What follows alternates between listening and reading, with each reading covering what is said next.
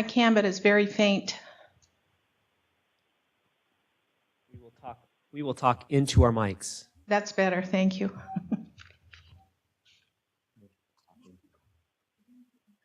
All right, let me just find out if we've got a couple of our other members on the phone. I believe that Murray Kerr is joining us by phone today. I'm here. Can you hear Okay, me? thank you. Dr. Klein, are you on the phone with us? I just came on, yes. Hi. I'm here. Okay, great. Okay, with that then, I'm going to go ahead and call the meeting to order this afternoon. This is the monthly meeting for the Silver State Health Insurance Exchange, and we are video conferencing between Carson City and our Henderson call center.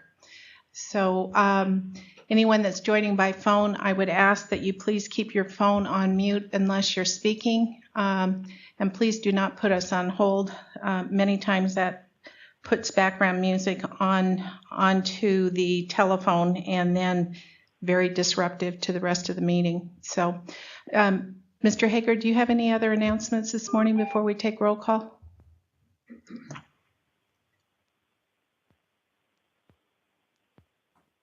No, I don't. Okay. All right. If I might, would you take the roll in this, make sure we have a quorum this afternoon? Ms. Johnstone. Ms. Lewis. Here. Dr. Klein. Here. Ms. Kerr. Here. Dr. Ford. Here. Director Wilden indicated he'd be absent. Commissioner Kipper. Here. Director Mollenkamp. Vice Chair Atkins. Here. Chair Campbell. Here. We have a quorum. All right. Thank you. If we might, we will open it up for public comment. I'll start down in Henderson. Do we have anyone there that would like to take advantage of public comment at this point in time in the agenda? We do have some public comment. Right. And would you identify yourself for the record, please? Good afternoon. For the record, my name is Barry Gold. I'm sorry, we can't hear you. Can you hear me any better now? Yeah, I Close. really think you that's need to loud. have the How mic about that? very close to your mouth. Is that working any better? Much better, thank you. Okay, thank you. For the record, my name is Barry Gold. I'm the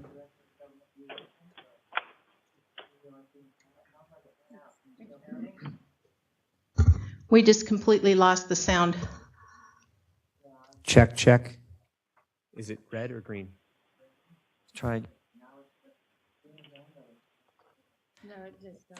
It was nice. Oh, there it comes. There we go. So Thank you. let's keep trying. If it turns red, you'll run that one over to me. For the record, Barry Gold, AARP Nevada. I'll talk fast. I have a couple of things that I want to briefly mention. The first of all is last time I sat at this table, I mentioned some of the television ads that were negative in nature that talked about avoiding a fine. I was so pleased, and people I know were so pleased, when they saw the TV commercials from then forward, though that was not there anymore. So that was a real good change, and that was very appreciated.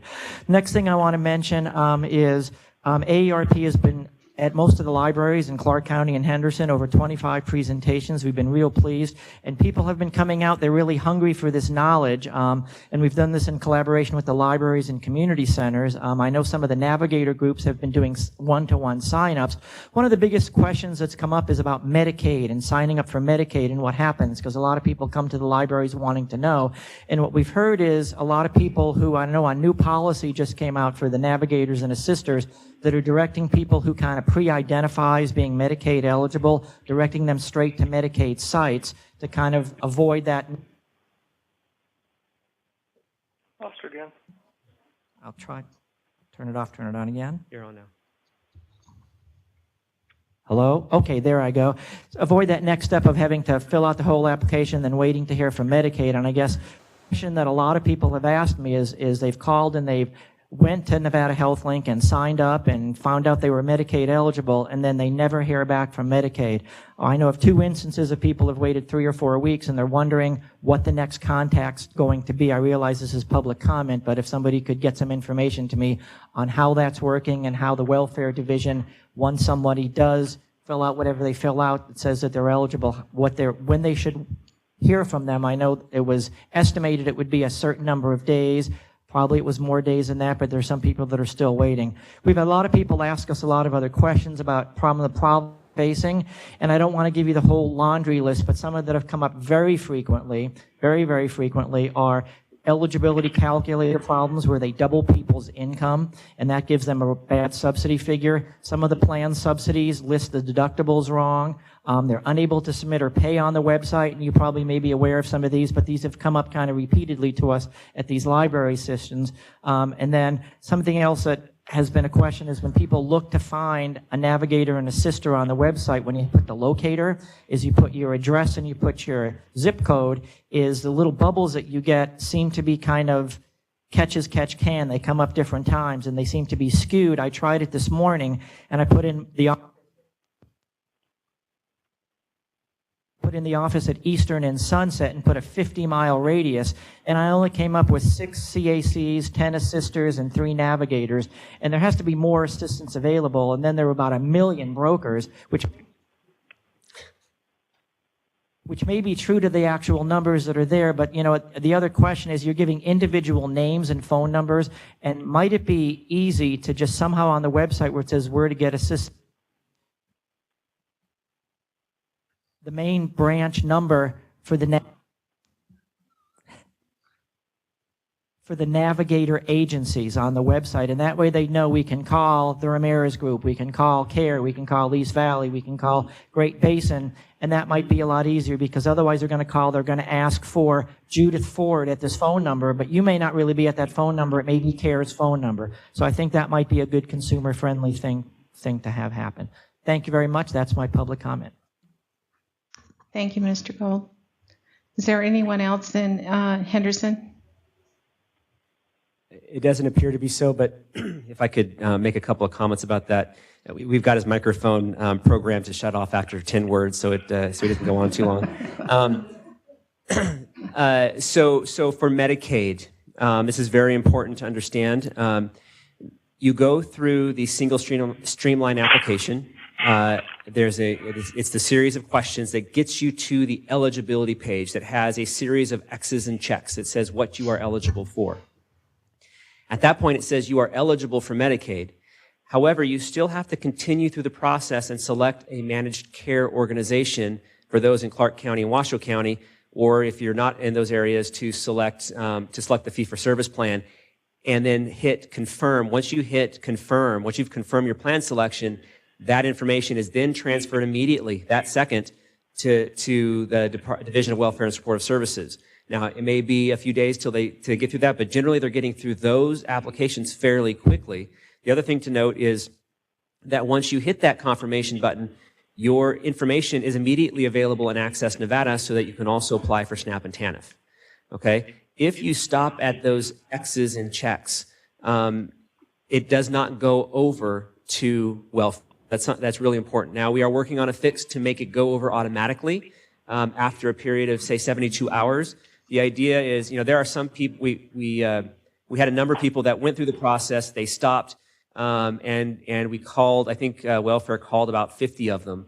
And of the 50 of them, about 3 thought that they were done. The rest of them knew that they weren't done, that they were going through the process and they had to go mow the lawn or shovel the sidewalk, if you're in Reno. So most of them knew that they had not finished, but they just had not finished yet. So we're working on a timer so that when your application has been there for 72 hours or more, it automatically pushes them over to welfare. And so that process should be in place next week. We are going to trickle over the applications. We don't want to send all of them over right now. We're going to trickle them over, I believe, 50 per hour. So welfare will start getting a lot of those applications that have been hung up in the process because people didn't realize they had to complete the process. So that's really important to understand for Medicaid. Those applications, they will all get to welfare. Keep in mind, once they all get to welfare, there will be a backlog that they'll have to get through. They should get through them, though they are getting through their applications fairly quickly, so that should be fine. We are aware of other issues with the website. We hear all of the bad things and very few of the good things, although we do get good stories now and then. And the enrollment numbers are increasing. We'll talk about those a little bit later. But we are aware of most of those issues, and Mr. Gold will get with you afterwards so we can get some concrete examples just to make sure that we have those. But it sounds like we've got most of those issues already. Do we have any other public comment in Henderson? No. Right, how about up here in Carson City? And welcome everybody in the north and the south to our last board meeting before we go live. And with that, I ask you to take your roll. My name is Christopher Thompson. I'm a 34-year resident of Carson City, and I was the first administrator of the Division of Healthcare Financing and Policy back in 1997 to 99. I come here today as an individual trying to sign up for health insurance under the exchange. I suspect that my travails are similar to those of many other Nevadans. Throughout October and November, I checked the website, running into minor roadblocks as I learned more about the program and the insurance plans. By December 2nd, I narrowed my choices down to 2 and wanted some additional information about the prescription drug benefit. First, I attempted to chat, but it appears that function is not working. Then I attempted to call, where I repeatedly got the message, "We're sorry, all circuits are busy now. Would you please try your call again later?" Next, I sent an email trying to clarify the benefit. But a week later, I have not received a response. A week ago, on December 5th, I decided to choose a plan without the information. And this is where the fun really began. I entered all the relevant data to pay my premium and received an error message that my credit card was not accepted. I tried again and received the same message. Then I called my credit card issuer and was assured that the card had not been denied. Next, I tried to call and I repeatedly got the same message as before of circuits busy. After 8 p.m., I tried again, and this time I was able to get through to an automated payment system. I initially tried to input my ID number, which was what was asked for, at the prompt, but it wouldn't take the number. I tried again, using only the last 6 digits of the number. That seemed to work. I got to the next step, but was once again denied and directed back to the website. By this time, when I went to the website, there was a message that said that the payments could not be displayed, but intimated payments could be made. I again tried and presumably failed. The payment is still not reflected on my recent credit card activity. Last night, I noticed the website was again down for repairs, but this morning nothing appeared to be fixed. Indeed, it appears to have gotten worse. When I tried to log in at 11:30 this morning, I received the following message: "Error. You have encountered an unresolvable error. The issue has been logged and administrators have been notified." Overall, I've called the call center approximately 100 times in the past 10 days during its business hours. In all but one case, the circuits were busy. The only time I got through, I was put in a queue with an expected wait of 86 minutes.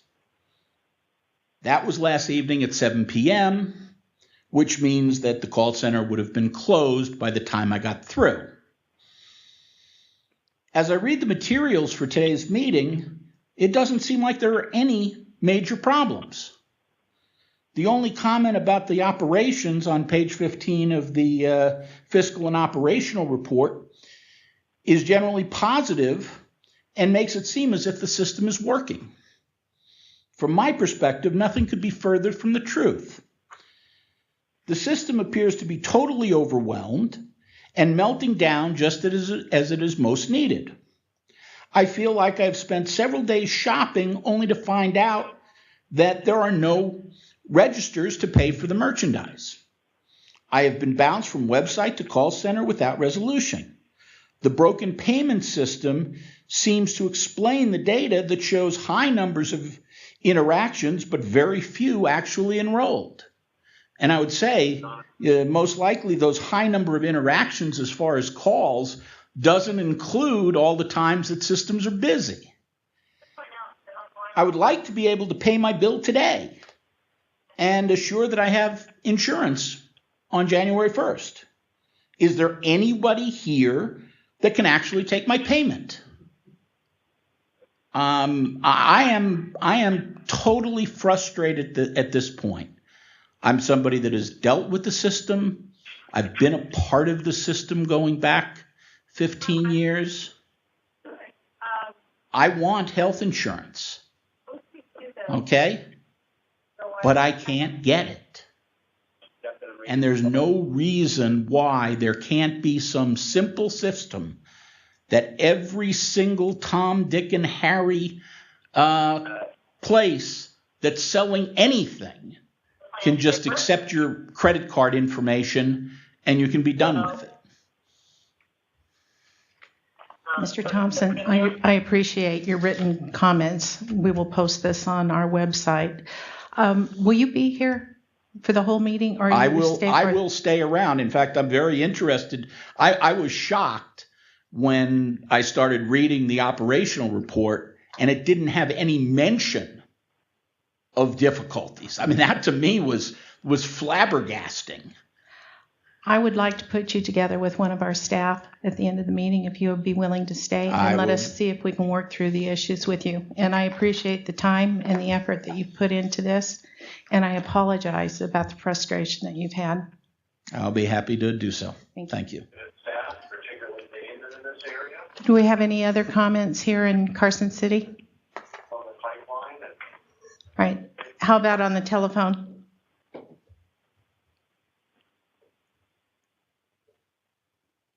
Okay, I'm not hearing any, so I'm going to close public comment for this portion of the meeting, and we will have public comment again at the close of the meeting.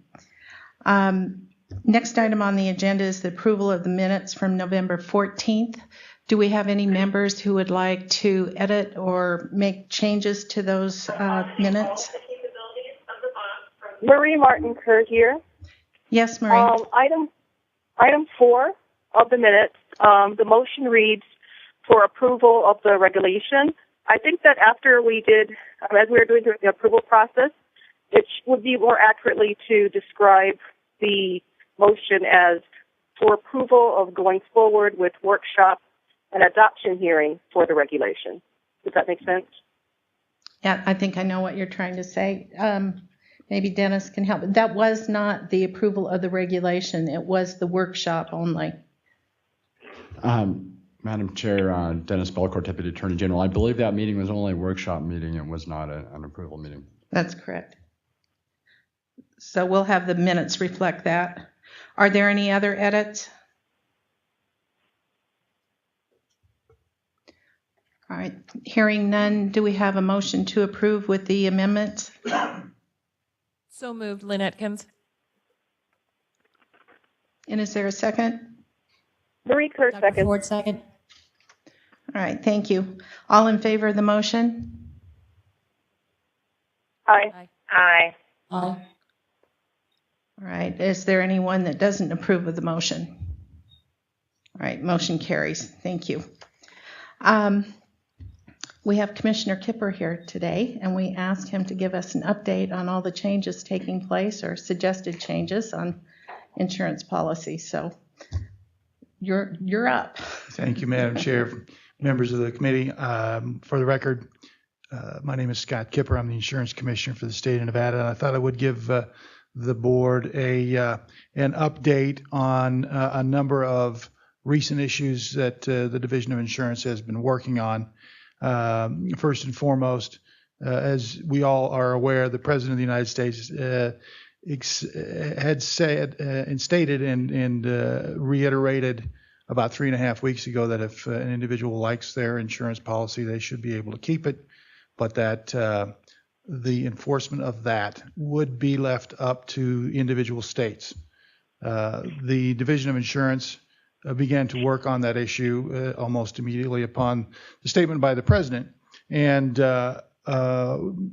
we ended up having to go and ask the Attorney General's office for guidance as our lead attorney, and the guidance that we got from them was that because of federal law, but also because the insurance code of the state of Nevada had been changed, that it was not under our purview to allow non-compliant or non-ACA compliant plans to be renewed beyond their renewal date in 2014.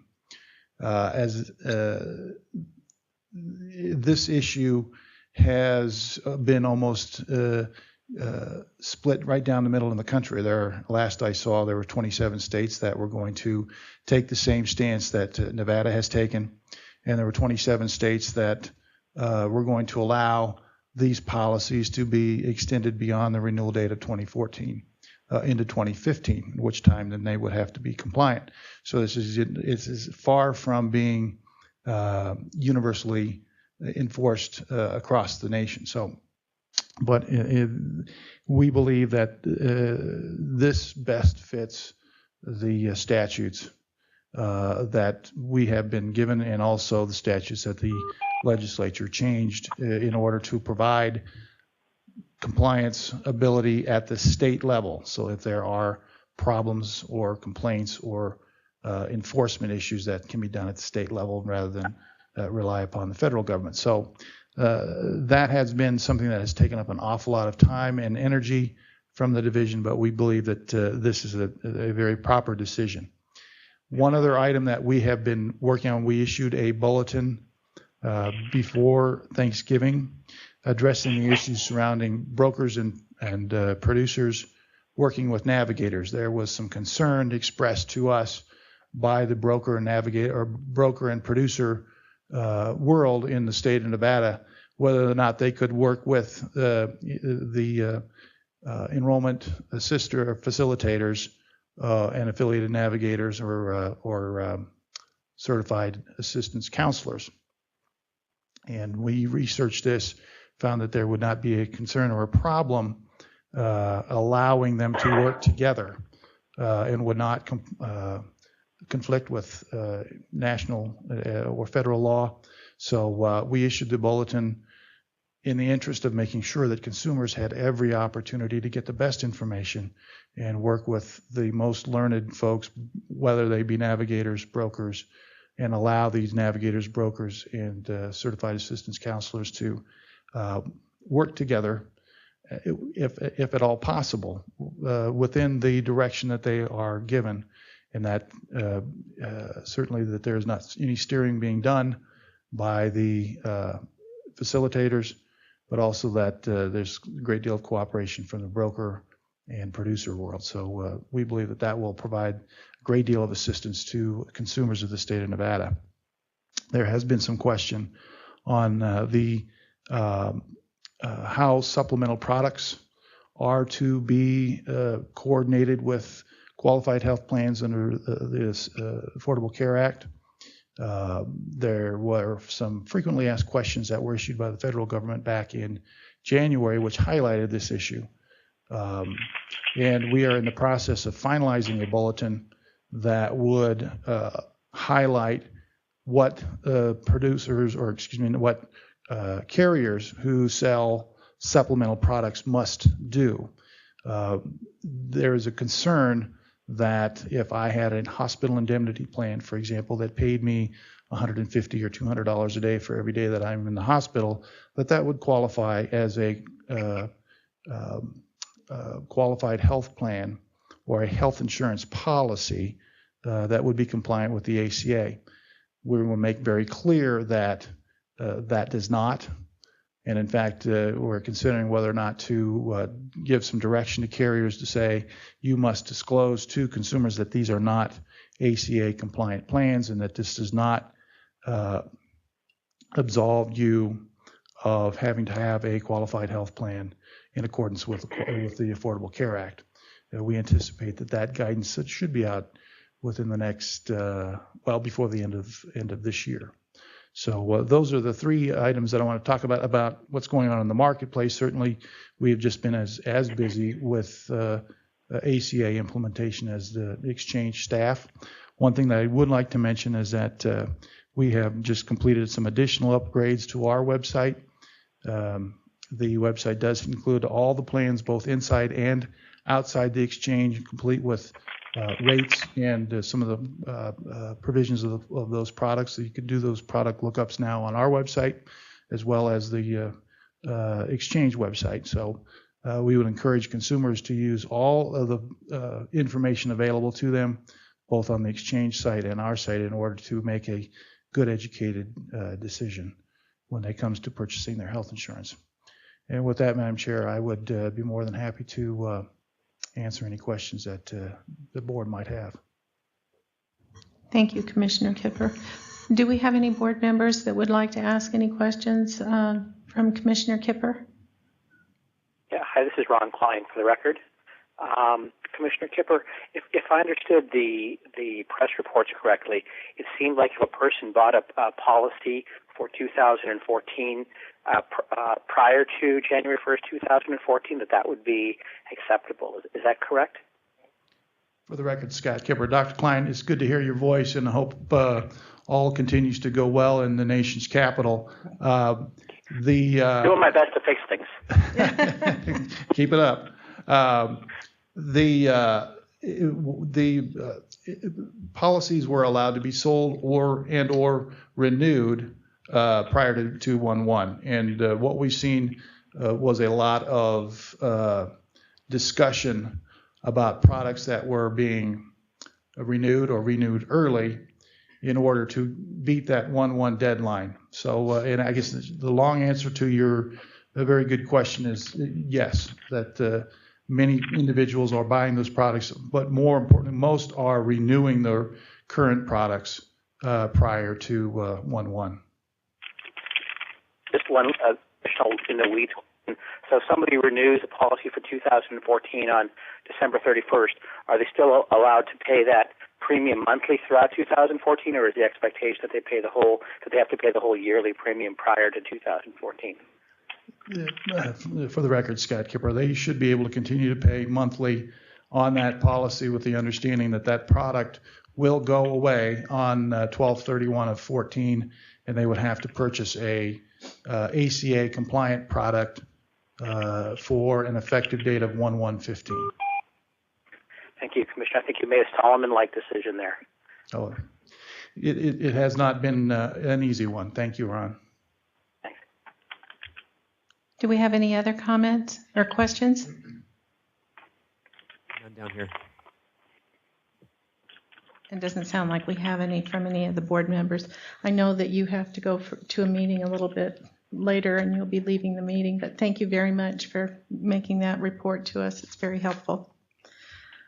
All right, we'll move on then to agenda item number 5, which is the marketing update. So, Kate. For the record, okay. For the record, CJ Bowden, I'll be giving the marketing update today. Thank you. If I start talking uncontrollably, Mr. Haycock will take Turn your mic on, please. rid of the allergies that are going around. Mr. Bowden, can you please turn your mic on? Is that better? Hello, hello? Let me try. Very faint. Can you hear me now? Yes. Okay, I can back up a little from the mic. Thank you, Mr. Haycock. For the record, CJ Bowden, I'll be giving the marketing update today. What we're going to look at today through the marketing update is where we have been with the marketing campaign and where we're going into the future. If we look at the messaging waves timeline on page 2 of the marketing report, you can see that currently today we are in phase 3B, just wrapping up phase 3B of the marketing campaign. 3B had additional messaging about the deadline for January 1 coverage at December 15th. We did not change that message over to the December 23rd message because it would have aired for such a short period of time. The cost did not provide a return on investment in the product to get it out for such a short period of time in the market. We're going to be dark between December 15th and December 16th and December 31st in the market due to the holidays and due to a significantly low amount of viewership. Our out-of-home and digital campaigns will remain, both online and then billboards, and all of our bus advertising and bus shelter advertising will remain during that time. With that, a little bit later in the report, I'll tell you about the movie theater advertising that we're putting in place of television advertising, because movie theaters are one of the most popular places for family entertainment during those holiday times. We're going to be moving into Phase 3C, which starts January 1st. We've circulated the boilerplate information out to the working group to look at the boilerplate language that will go on all of the ads. And we're going to move that through March 31st, ramping up the urgency message to make sure that the public knows that you must enroll by March 31st, or you will have to wait till the following October to receive health insurance coverage. All of that will include television, radio, digital, and out of home. Looking at our campaign reach, our projected total reach is 90.8%. So what is that 90.8% of? If we take our target market that we're after, those uninsured individuals that are eligible for a qualified health plan to purchase through Nevada Health Link, the original marketing goal was to reach 85% of those individuals, a minimum of 24 times each. Right now, when we're looking at the impressions that we're leaving in the marketplace and the viewership of our commercials and advertisement that's out there, we're going to hit a projected reach of 90.8% of those individuals. So we're on track to overshoot our goal of 85%. The total campaign frequency, we're looking at those individuals and families seeing our message 25.3 times each.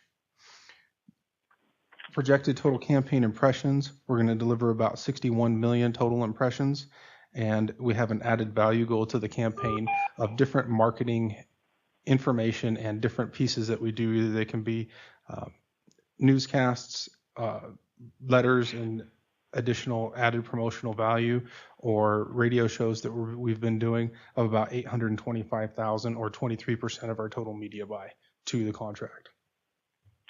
If we look at one of our most successful campaigns to date, we look at the digital campaign and the metrics and analysis that we have with that. Currently, we're displaying traditional display ads, and we're also doing pre-roll video. The placement of the ads is on mobile and tablet devices as well as home computers. We're on a pay-per-click method. We only pay for the advertisement when a person clicks on the advertisement and moves on through our site.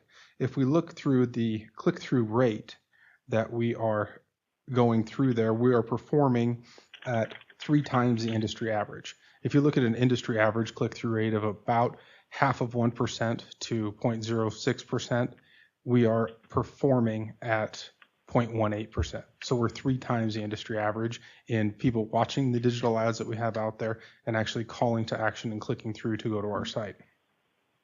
Looking at the different displays that we have, 16.4 million impressions have been served through the enrollment phase this far. That's compared to pre-portal launch, a 3-month campaign of digital that released 7.4 million impressions. So in approximately 2 months, we've more than doubled the impressions out there. Approximately 50% of the impression volume scheduled for this phase has been delivered. When we look at that, we're ahead of schedule because we front-loaded to make sure that we caught up with the enrollment coming around October 1st. We front-loaded the schedule, and when we go through the entire rest of the schedule, there will be a lower per month impression, but we will hit all of our impressions by March 31st. We've talked about the click-through rate, and this display drove almost 29,000 clicks to the site. Pre-portal, we got about 10,300. So far, we've tripled that just in 2 months since the portal launch. The Small Business Health Options Program, advertising on the digital market just started, and we're seeing a very strong activity on the click-through. I will have more information to report because it just started at the end of November on our next marketing update. If we look at pre-roll video metrics, we've given 1.1 million impressions through pre-roll, and that equates to about 400,000 minutes of pre-roll video being viewed. So when we have our commercials out there viewing before different things on YouTube or on different internet channels, people are watching the entire segment. About 400,000 minutes have been driven there. And through that pre-roll, we've got about 1,200 clicks straight through to the website for action. So if we move into our phase 3 outreach metrics, when we look at outreach, that's individuals that we're touching out in the public. We can look at the touch points measured by attendance. We track each activity for a cost against the total budget. In phase 3, our total outreach budget was $1,077,000, and our total touch point goal is $736,000. I'm going to have to turn it over to Damon here at this point. I'm still on a conference call.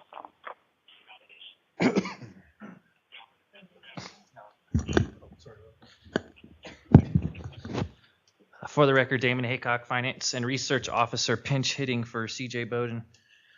So I'm not quite as knowledgeable as CJ is, but I'll do what I can to finish this report, as long as he can start breathing. As CJ has mentioned, the phase 3 outreach metrics, what they're trying to accomplish, he talked a little bit about the touch point goals, that 736,000 people, those impressions. Specific outreach initiatives, of course, we're trying to deal with, trying to maximize the partnerships with nonprofit organizations, state and county-based agency services partnerships, including other state agencies like the Department of Motor Vehicles and Employment Training and Rehabilitation, school and university-based partnerships, and then our home visitation program. We're looking at trying to reach approximately 500 homes, similar to other network marketing programs, if you're familiar with Mary Kay or Arbonne as examples. Outreach teams are going to organize, of course, small group meetings, and then that leads us down into our door-to-door campaign. And as CJ mentioned before, I think we're going to talk a little bit more about door-to-door on the next page, page 5. But we're moving forward with a movie theater outreach program. Of course, selected the holiday timeframe because, as CJ mentioned earlier, that is when a lot of families spend their entertainment time. Healthcare adds this over the holidays because they figure everyone's going to be there watching movies. As the gentleman on the phone just said, that is correct. We figure people are going to watch movies over the holidays. If you are on the phone, please mute it. We're looking at doing about 5,800 impressions on movie theaters, 1,400 one-to-one conversations, and over 1,500 pieces of literature distributed. We're also going to be placing booths in malls that our target audiences frequent, of course, for that holiday shopping season focus.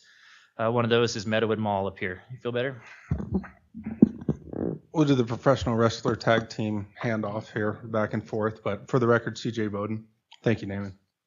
During phase 3, looking at the outreach numbers, we've talked about the outreach that we've gone through movie theaters and door-to-door and the booths that we're going to have in the mall. Now we're going to talk about the actual in-person booths and festivities that we attend. We've, during phase 3, attended 295 events, presentations, and distribution points since October 1. Of that, we've reached 198,822 touch points since October 1st. So in a 2-month period, we've got almost 200,000 touch points out there. That's 89,000 impressions, 5,200 one-on-one conversations, and 109,000 pieces of literature distributed through those touch points. One thing to note is that the one-on-one conversations are included in the total impression number. Moving on to our door-to-door campaign details and metrics, we've just started the door-to-door campaign, getting out there and getting the word out, canvassing the different groups. We have 2 groups that are contracted to do the door-to-door campaign. One is the Ramirez group, and the second is Mi Familia Vota. We've broken each of their reports out into separate metrics so that we can look at each one. Our total reach goal with the door-to-door campaign is 450,800 members of our target audience through door-to-door canvassing. We want to reach out, touch them with at least a piece of literature, if not a one-on-one conversation. The Ramirez Group's metrics through 11/1, through the month of November, came up with 19,353 doors hit. We've delivered 14,296 door hangers. We've had 5,000, almost 6,000 at-home contacts. When we look at those at-home contacts, those are all of the contacts we've had speaking with a person. I'm going to get down. We've generated 335 leads out of those 5,000, 6,000 contacts, and we've had 935 successful contacts. What a successful contact would be is a person that is eligible for our product, listens and takes literature, or schedules a follow-up with a navigator or an enrollment assister. We've had 5,057 refusals. When we look at that refusal, that is included in the at-home contacts. So going down below on page 5 of 6, you can look at the refusals through Ramirez Group. We had 14.8% of those refusals were a person that's already insured, and they're going to keep the insurance that they have. 11.5% or 12% of those individuals gave a general refusal. 3.5% were Medicare or Medicaid recipients, and then 0.0002% were ineligible. And in this program, that would mean that they are not lawfully present in the United States and not eligible for the programs. So rounding out those numbers, we have 2,100 homes that were inaccessible on the first run, and then we've completed the canvassing in zip codes 89146, 89147, and 89118. If we move on to Mi Familia Vota, one thing that's very important to note before we get into the metrics for Mi Familia Vota is the two methods that the groups are using. The Ramirez groups is using a hit every door in the zip code campaign. They are going out, and every door that's out there they are going to hit. Mi Familia Vota has worked with the elections before, and they go off of likely candidates. When they look at their targeted audience, they have targeted lists, and they select only the homes that have residents who are good candidates. They procure the list from their voter registration canvassing, and it's based on low propensity voters who are also shown to have low understanding of other political social programs and issues. So they're going out and hitting very likely candidates, and that's why their refusal numbers are much lower. Getting into their report, we look at the canvassing times. They go from 9 a.m. to 7:30 p.m. And it's very important to note with both of these that we are adjusting the canvassing times. If we are finding that people are not home from 9:30 a.m. to 11 a.m., we are moving all the canvassing times back for that zip code so that we can hit the most amount of people at home in that time frame. Mi Familia Vota hit approximately 15,800 doors, delivered 15,350 door hangers. They had 2,985 at-home contacts, which generated 320 leads. 2,500 of those contacts were successful, which is a very high rate. And we've had 463 refusals. I don't have the refusals tracked by Mi Familia Vota in this, but we will have percentage refusals tracked in every other door-to-door campaign that we have, as well as the month of November when they report that for the next report. They've completed zip codes 89030, 101, 104, 107, 115, 032, 110, 112, 142, and 121. You can see they've completed many more zip codes with a smaller number of actual doors hit. That's because they're using the targeted list that we spoke about. When we come through here, we've done some additional research to make sure that those target numbers and the numbers of refusals that we're having are on average. And we've checked with two sources. And when we look at political campaigns and also census data, our numbers seem to be falling very much in line with both of those. With that, if it's an informational report, I would be happy to answer any questions that we have from the board. Okay, I'll open it up for questions. Any questions in Henderson? Dr. Ford, could you remind me what a lead is? A lead is a person that came forward and put information down on a card to be contacted later and scheduled for an appointment with a navigator or an enrollment assister. Thank you. How about from board members on the phone?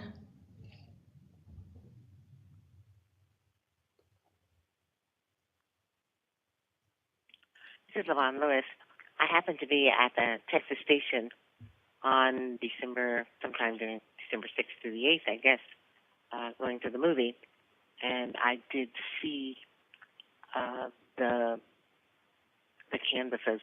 I had the person that I did speak to, though, didn't speak English, so I could not communicate with them regarding the health plans or what they were there for.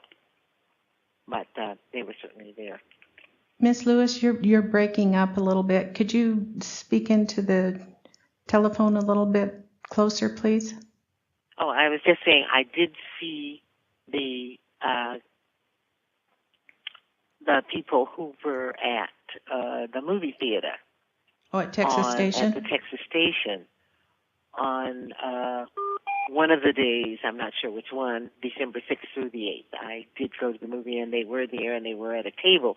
However, they did not speak English, so they wouldn't have been able to answer questions. Or if they did, they didn't speak it very well because they didn't answer my question. So that may be something that if you do that again, you may want to be sure that they will be able to communicate with, all of the people who go into the theater. For the record, CJ Bowden, thank you for that information, Ms. Lewis. I will follow up on that with our outreach teams, but we do staff each of our booths with both English and Spanish-speaking individuals so that we can take care of each. Maybe the person that was there in English was on a break at the bathroom or something like that, but usually all of the staffing each of the booths is bilingual. That's quite possible, and it may have been that my question was not phrased in a manner that she understood. But there was just one person there, and I did speak to her. Do we have any other questions for board members? All right. Thank you, Mr. Bowden. Appreciate your report. Thank you, Madam Chair. All right. Next item on the agenda is the November enrollment update. And who is going to be giving that report? All right. Laura, thank you. Right. For the record, I'm Laura Rich, Quality Assurance Officer for the Exchange. Just like CJ, I'm battling my throat as well, my voice, so bear with me. I'm here to provide the enrollment statistics for November. At the last board meeting, we provided cumulative numbers through November 9th. We're going to attempt to give more of a monthly snapshot, so the enrollment statistics that we are reporting are cumulative through November 30th this time.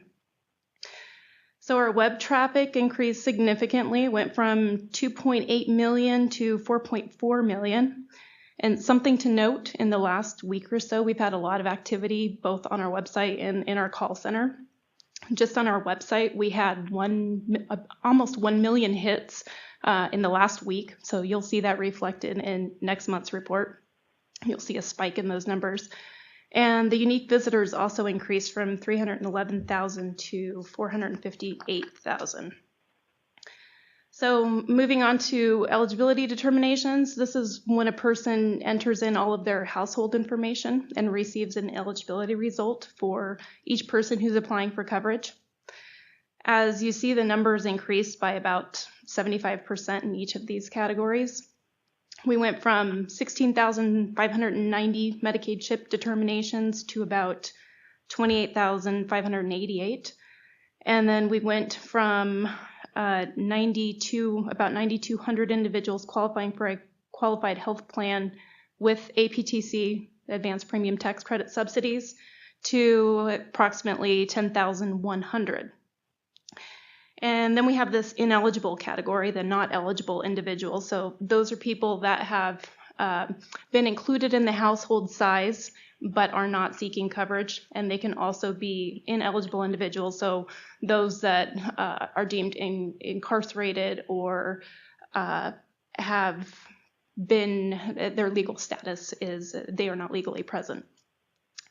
So we went from about 8,100 individuals there to 14,265 on November 30th. So we move on to confirmed plan selections. This is people that have received eligibility results and have placed, they've confirmed their plan, they have placed a plan into their cart. We went from 8,573 placements of Medicaid or selections of Medicaid CHIP to 17,996 selections, plan selections. We went from 1,997 to 4,834. So, I mean, there was a significant jump there in the qualified health plans. And for these standalone dental plans, we went from 4,405 to 8,313 individuals selecting standalone dental plans. And just FYI, the confirmed plan selections, other states view this or define this as enrollments. We in Nevada do not. We define enrollment as actual payment. So when you see statistics from other states, they may reflect confirmed plan selections and not actual enrollments.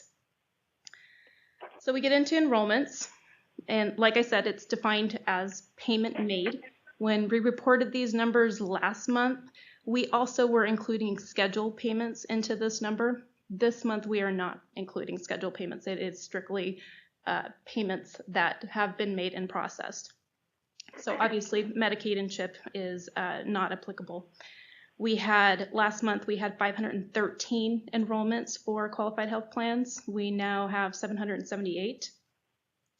And standalone dental plans went from 802 to 1,070. And as far as call center activity, we received about 57,644 calls cumulative up to this month. Interestingly, the volume of calls at the call center has increased in the last couple of weeks. The call center just last week, I believe, in the last week received about 10,000 calls. So you'll also see this in the December statistics. They're going to spike quite a bit. And we're also seeing a lot of correspondence come through. So we went from 1,829 pieces of mail to about 4,349 pieces of mail. Those are things that people are sending in, likely income documentation, Social Security, things to prove their Social Security numbers, and things like that to resolve all their inconsistencies. So we see that went from 1,829 to 4,300. So people are sending in all their income and verification documentation. So with that, this is just informational, but I'll take any questions that the board may have. Do we have any questions from board members to Ms. Rich? Madam Chair, if I might just before we go into It's probably not so important right now with the numbers being so small, but do you think in terms of enrollments, it would be helpful in the future to break out the QHP selections between those with APTC and those without, sort of the same way you have done with eligibility determinations? I think we always, when we were planning this, we always wondered how many people who didn't actually get a tax credit would come through the exchange. So that might be helpful information in the future. Yeah, we can include that in next month's report. And then just one other question. Do you have any, I sort of have my own thoughts, but do you have any feelings about why you're getting so many eligibility determinations and hits, but so few people are actually signing up? Do you think it's just because they're waiting to pay till the last minute, or what are you thinking? For the record, this is Laura Rich. I think CJ can attest to this. We've ramped up the marketing efforts, and we are reaching that, what used to be the December 15th deadline, which is now the December 23rd deadline. So, there is a sense of urgency there to sign up and finish up enrollment. So hopefully we'll see more people actually enroll next time you guys meet in January. Do we have any other Madam Chair, questions? if I might. I think there's some questions down here, but I wanted to, real quick, we've had a lot of activity in the last week. Ms. Rich alluded to it earlier. I wanted to provide some additional statistics for the public. So starting on page 2 with the eligibility determinations, for Medicaid CHIP, we're at almost 37,000. For qualified health plans with APTC, we're at 20,000.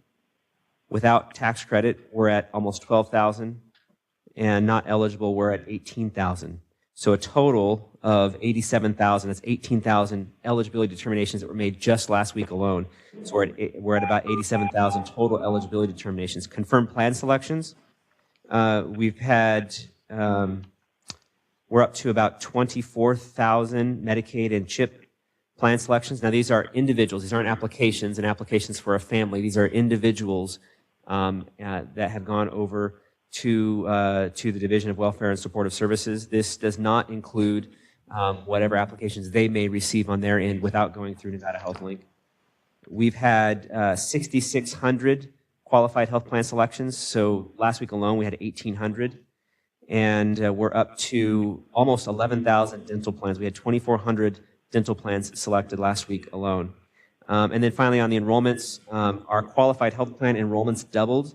We 1,800 people that have paid for their qualified health plans, and about almost 2,000 that have paid for dental plans. So those numbers doubled as well.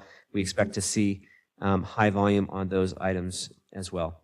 And Madam Chair, I believe Ms. Atkins has some questions.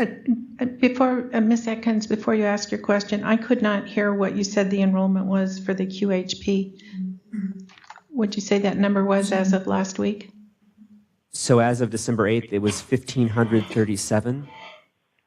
Okay. So we basically doubled the number of people that had paid in 1 week. Okay, I'll ask a question at the end of everybody else's. So, Ms. Atkins? Thank you, Madam Chair. I think my questions and comments might be for Mr. Hager or Rock staff. So if you could indulge me for a few moments, I have a couple comments and also a couple questions. I intended on bringing up some of these items looking at the agenda, which were raised actually by the gentleman who made the public comment at the beginning. And I would just like to say to him that your experience is just unacceptable. And I, on behalf of the board, I apologize. I just think we tried very hard to make sure people were not going to have experiences like that. So I actually want to ask some bigger picture questions about kind of how we got to where we are and where we're going and how we're going to kind of address some of these issues. As the chair of the Consumer Assistance Subcommittee, we spent, I think about a year and a half talking about capacity issues and how the website was going to be able to accept the number of people visiting, and even more importantly, the capacity for the telephone lines. And, we were bringing up the red flags over and over and over, and we were constantly assured that we had capacity to accept all of the traffic, both on the web and on the phone.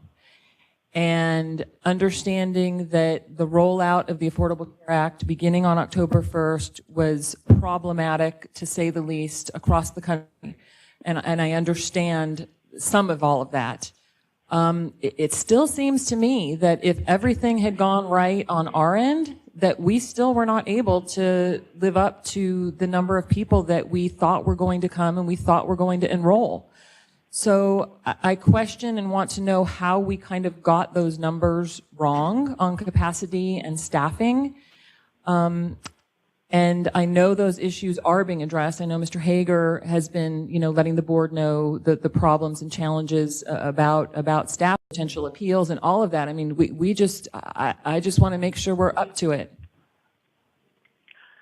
This is Ron Lewis, and I just want to reiterate what was just said. We certainly worked very hard to try to assure that we would not be at this place. So, I am listening for the answers to some of the concerns that he has raised. For the record, John Hager, Executive Director. I'm going to ask Bill DeLange to come up here from Xerox to answer some of the questions. So he can come on up while I start in on this. And there are a lot of things going on here, a lot of moving parts to it. So there's a couple things. So first off, we underestimated the number of Medicaid applicants that would come to our call center. Now, we had an idea of how many Medicaid applicants there would be.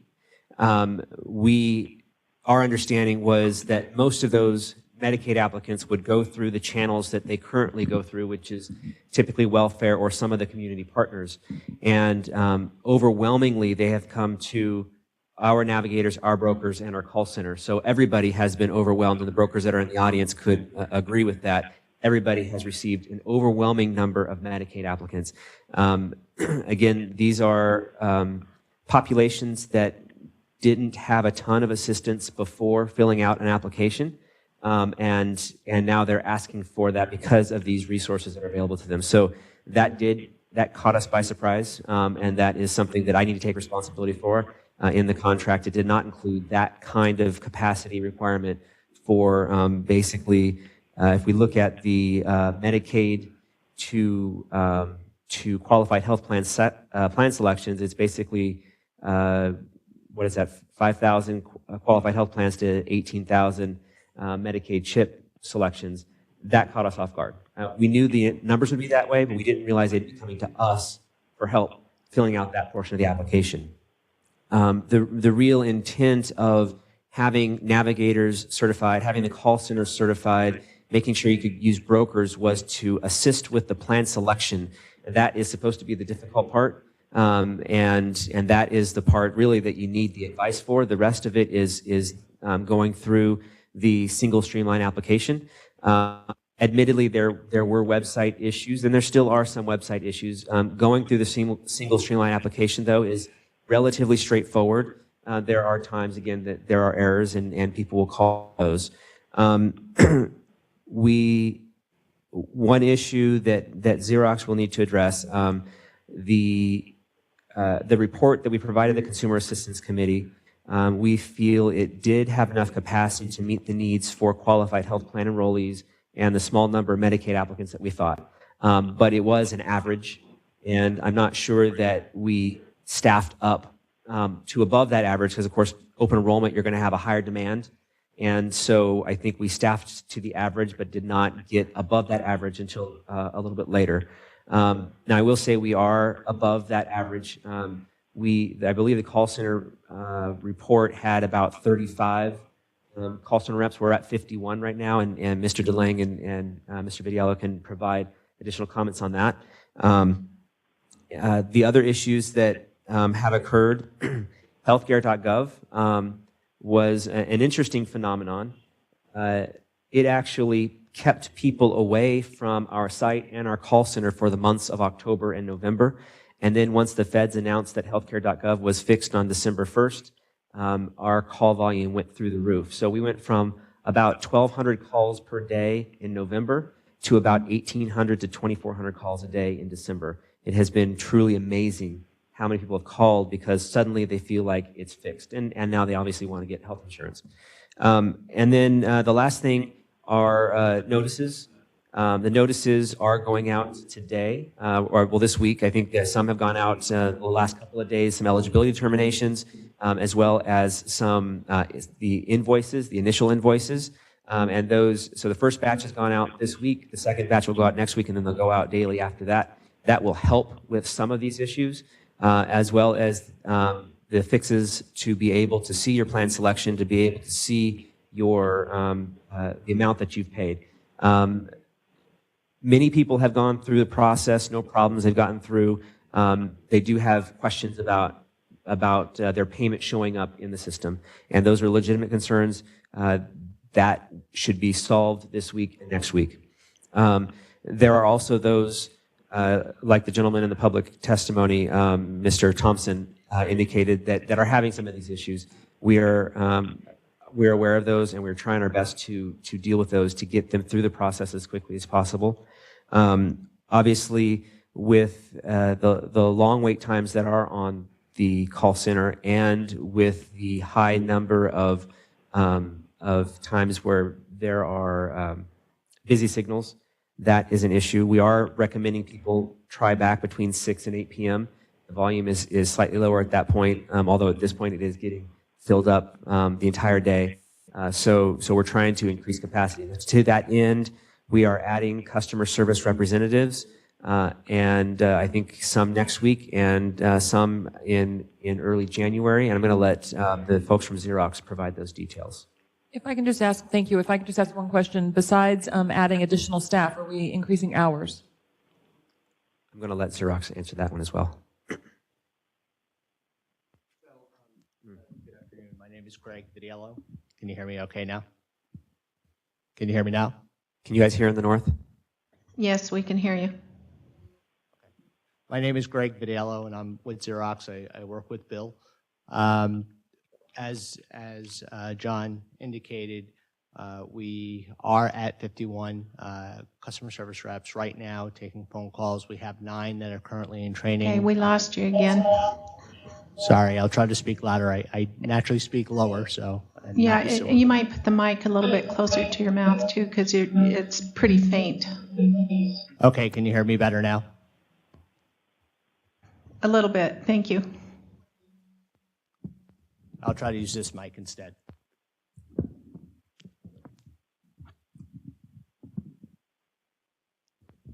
Okay. Much better. Oh. Okay. So as I stated, we have 9 additional folks who are in training right now. The plan is that by next week, we'll be up to 60 customer service reps to handle phone calls. And in January, we're currently working to get an additional 30 on top of that to be at a total of 90 call center representatives starting in January. As far as your question, Ms. Ekins, regarding the increased hours, while we're very open to increasing the number of hours that were available, the concern is we still have the same number of people available to, take the phone calls. And so by spreading out those hours, while we have many people working additional overtime, and there's an open end on the amount of time that people are allowed to work. There's just a reality that if we, open up the additional hours, is having enough people to cover those times. So while we can do that, it is a recruiting capacity, and as quickly as I can, I'm trying to get the additional 30 people on, so that way we can handle the call volume within the time periods we have. Just to be clear, when people are in the queue before 8 o'clock, when the call center would shut down during the week, those people remain in queue, and our staff remain on the phones until the calls are cleared out. So people are working later hours. We're just not to clear out the queues, so that way no drop during that period of time. Mr. Vidiello, we were recently at 36 call center employees. So this latest class, I think class 3 had 15. I know that they started either the last week of November or first week of October, last week of November, first week of December, but they were shadowing for a while. At what point were they taking calls on their own?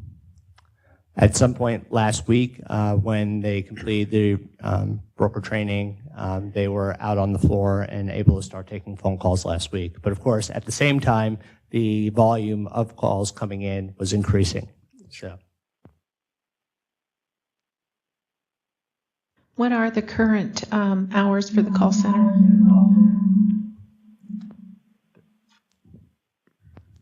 For the record, Bill DeLang with Xerox. Our current hours are Monday through Friday, 8 to 8, 8 a.m. to 8 p.m. Pacific time, and 9 to 3 Saturday and Sunday. Madam Chair, if I may ask a couple follow-up questions? Certainly. So I'm hearing that we misgauged capacity primarily because of Medicaid applications and because healthcare.gov on December 1st became more functional. Is that what I'm hearing? Those are two of the primary reasons. There are other reasons as well. Again, the notices that are going out this week, if we could have gotten them out earlier, it would have avoided some of the calls that we're getting, a lot of the calls that we're getting. So hopefully that will help. At the same time, though, when people get notices, there's going to be questions about those notices as well. So it's going to be a crazy week next week, and we're trying to get the folks out on the floor as quickly as possible. And John, what are the notices that you're talking about that are going out? So once you finish the single streamline application, there is an eligibility determination, and if you're on the website, it's a page that shows you a bunch of X's and check marks that you're eligible for a qualified health plan with the tax credit. You're not eligible for Medicaid, or vice versa. There's a bunch of different combinations. So those once you get to that page, in the future. Hopefully next week, once you get to that page, within a day or two, a written letter, a typed letter will go to that family to tell them what they are eligible for and what they're not eligible for, what their appeal rights are. So the first batch of those have gone out the first part of this week. The second batch will go out next week and then daily after that. The second set of notices are the invoices that serves as your plan confirmation and confirmation on what you've paid, how much you've paid, or how much you owe. The first batch went out today and tomorrow, I believe, and the second batch will go out next week, and they will go out every day after that. Those are generated once you confirm your plan selection and pay, I guess, or when you confirm your plan selection. So if you pay, the amount that you pay will show up on the invoice with a zero balance, assuming that you paid in full. If you don't pay, it will go out the door the next day or the day after that, showing that you have an amount due. So, Lynn Atkins again, I'm sorry if I'm asking, if I'm hogging the time. So with the increased capacity that Xerox has provided, could someone tell me, the gentleman, again, and I apologize, I don't recall, the gentleman who made the public comment? Mr. Thompson. Mr. Thompson, I'm sorry. So if Mr. Thompson, after this meeting, either went to the website or called, can someone tell me what experience he would have today, tonight?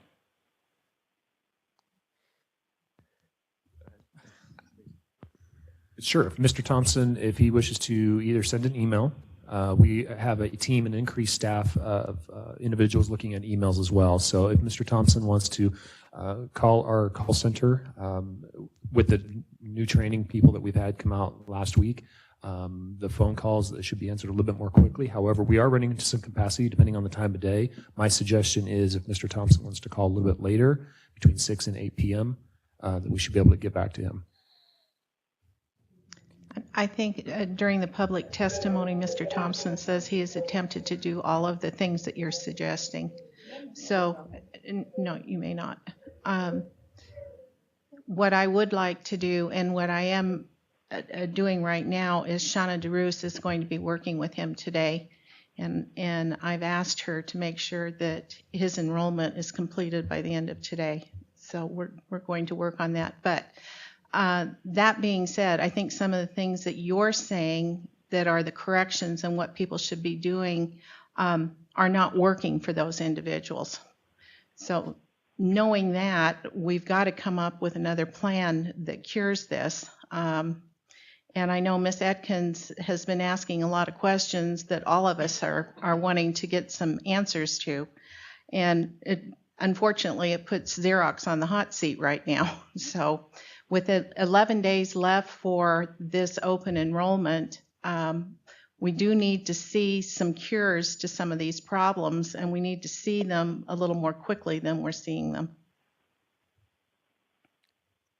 And one thing I'd like to add, Bill DeLange, for the record, is even though our call center closes at 8, we have a team staying later, to Mr. Vitiello's point, not only to answer the phone calls, but also to increase our email traffic, email work that we're doing. So we're working on that currently. So when the phone call shut off at 8 p.m., everybody doesn't go home. There's a lot of work that's still to be done, and that's part of our plan ongoing.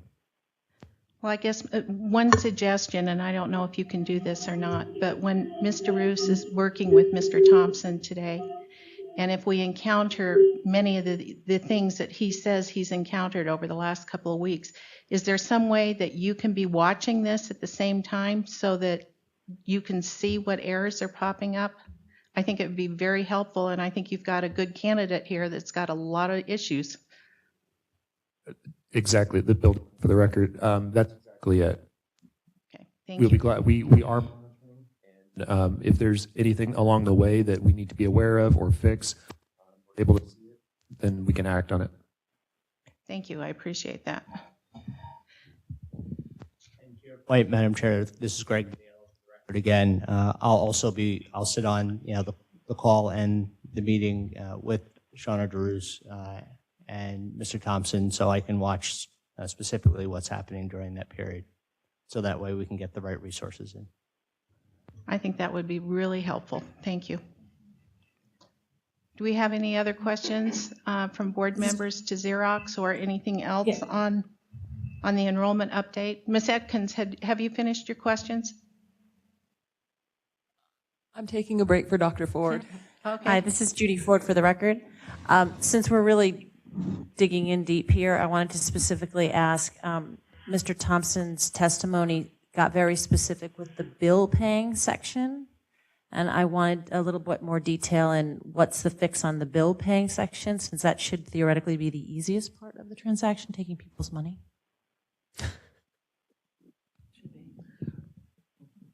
Bill DeLange, for the record, the payments via the IVR, the interactive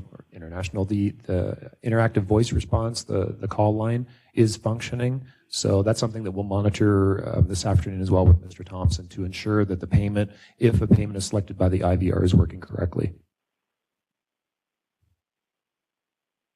Madam Chair, Lynn Atkins, can someone explain the paper applications and what's happening with those, what the turnaround time is, and what consumers are being directed to do when they are being sent their eligibility document?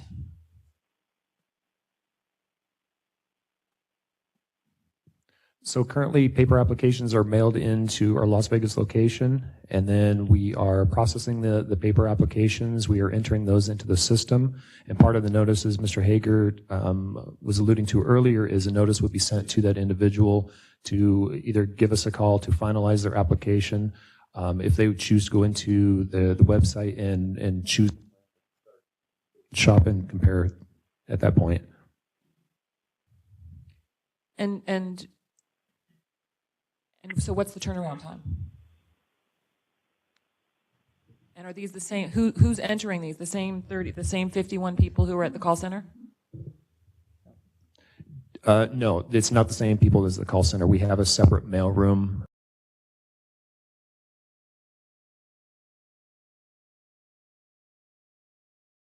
The staff at the welfare office are entering those in.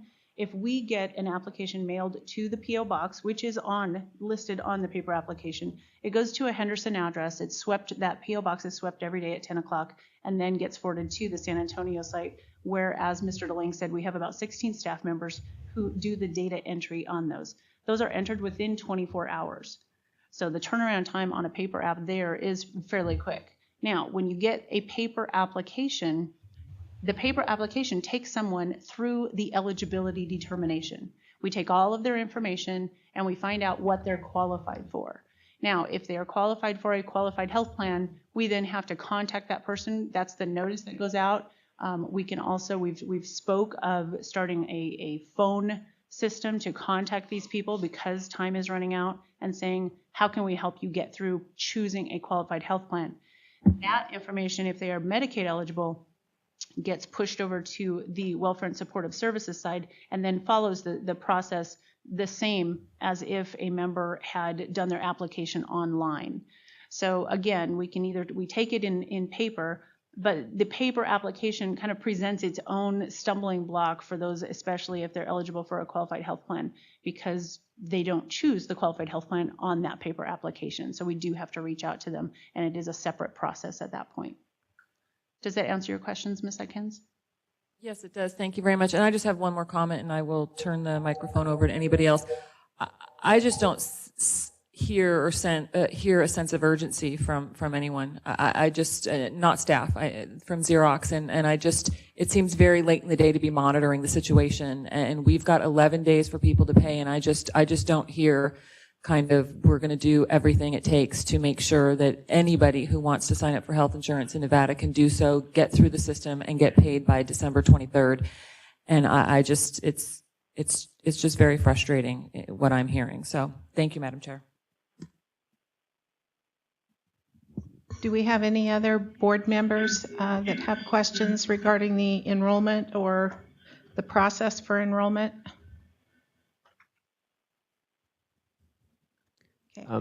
This is John Hager for the record. Not a comment specifically related to that, but tangentially related. The federal government just announced this morning that they were extending the PSIP program, the pre-existing condition insurance program, for one more month to January 31st. So that provides a little bit of relief for that group of individuals. Again, we still have our issues to deal with here, but that provides a relief to a segment of the population. I had a question, and it has to do with the payment process as well. We have got, if my numbers are correct on this, it looks 5,000 plus individuals have selected a plan, but only 20% of those have actually enrolled. And I understand that means a payment has been made, and that can be cash, credit card, or check. Are you seeing that there's a hang up in that payment process like Mr. Thompson has seen?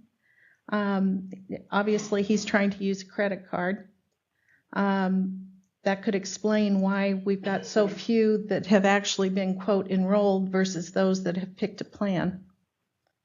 For the record, Shauna DeRoos, anecdotally, what we've seen and what we've heard, especially from the broker community helping a lot of clients, is that they get to the point where they've chosen a plan. Many people wanted to see that invoice. Many people were waiting to get something in their hand that said, this is the plan I'm choosing. And just like you get your monthly bills, and then you pay your bill. The other thing we've heard over and over again, I'm sorry? Ms. Drews, could you speak into the mic a little more? I'm sorry, yes. The other thing that we're hearing is that those, as we predicted, who enrolled or picked a plan in October and November, didn't want to pay that early. Many, all the way up until the very first week in October, there were people who were scheduling a payment. And I believe what Ms. Rich said earlier was that last month we included those scheduled payments in our enrollments. You could actually go in and put your credit card in and say, I want my payment to come out on December 10th. So those, knowing that people could actually go in and reverse that or change their mind, we said, we shouldn't probably include those in actual enrollments. So that is also one of the reasons we haven't seen as many of those go through. I mean, it's a terribly difficult time of year to have to pay for a new healthcare invoice right around the holiday season. So saying that, yes, we have had situations, had days when the IVR could not accept the credit card payments.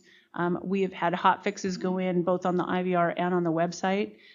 We've had times when the broker accounts especially had a very hard time accepting credit card payments, and we have asked the brokers to go through either the IVR or the individual accounts to get people to pay there. We actually have received several checks here at the office.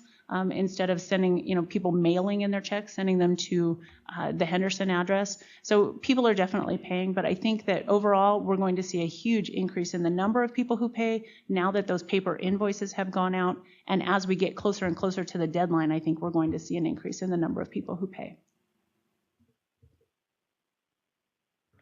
All right. Any other questions from board members to Xerox or to staff? All right, then. Thank you all for your answers, for great questions, and we'll trudge ahead here.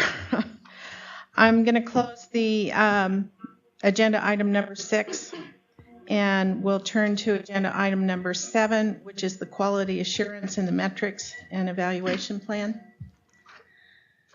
For the record, I'm Laura Rich, Quality Assurance Officer for the Exchange. I'm here to provide a brief overview of the Quality Assurance Metrics and Evaluation Plan for the Exchange.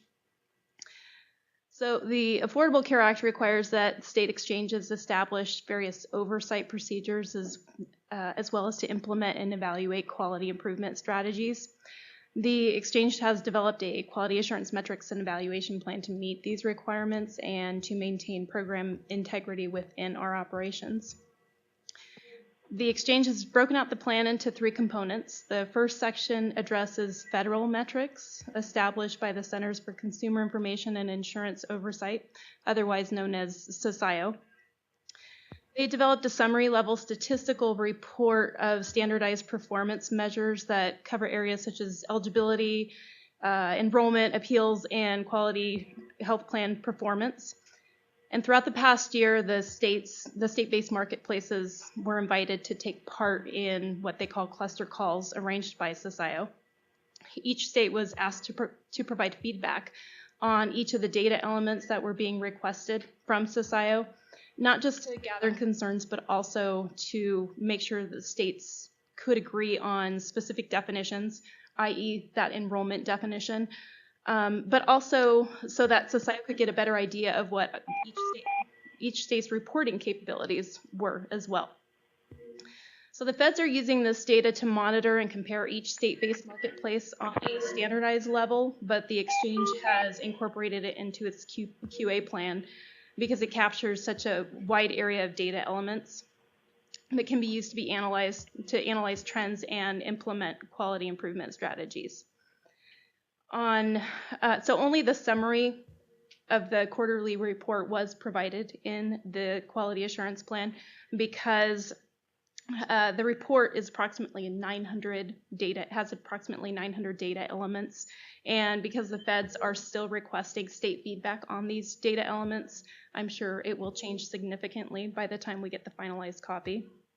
So to give an example of these data elements, they are collecting information on a very granular level. They want to know how many people are applying, but also they want it broken out into FPL levels, household structure, where they're applying, whether they're rural or urban, demographics, their age, race, also the channels, so if they've used an enrollment assister or a navigator for that enrollment.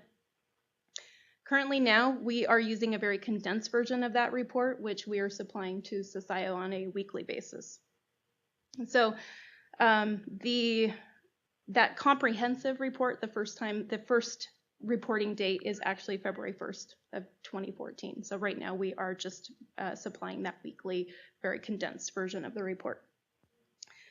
So the second area focuses on our operational benchmarks, which are identified in the exchange's strategic goals. There are goals such as increasing the number of insured persons in Nevada, facilitating the purchase and sale of health insurance, and ensuring that the enrollment process is robust and that the sale of that the products sold on the exchange are of best value for Nevadans.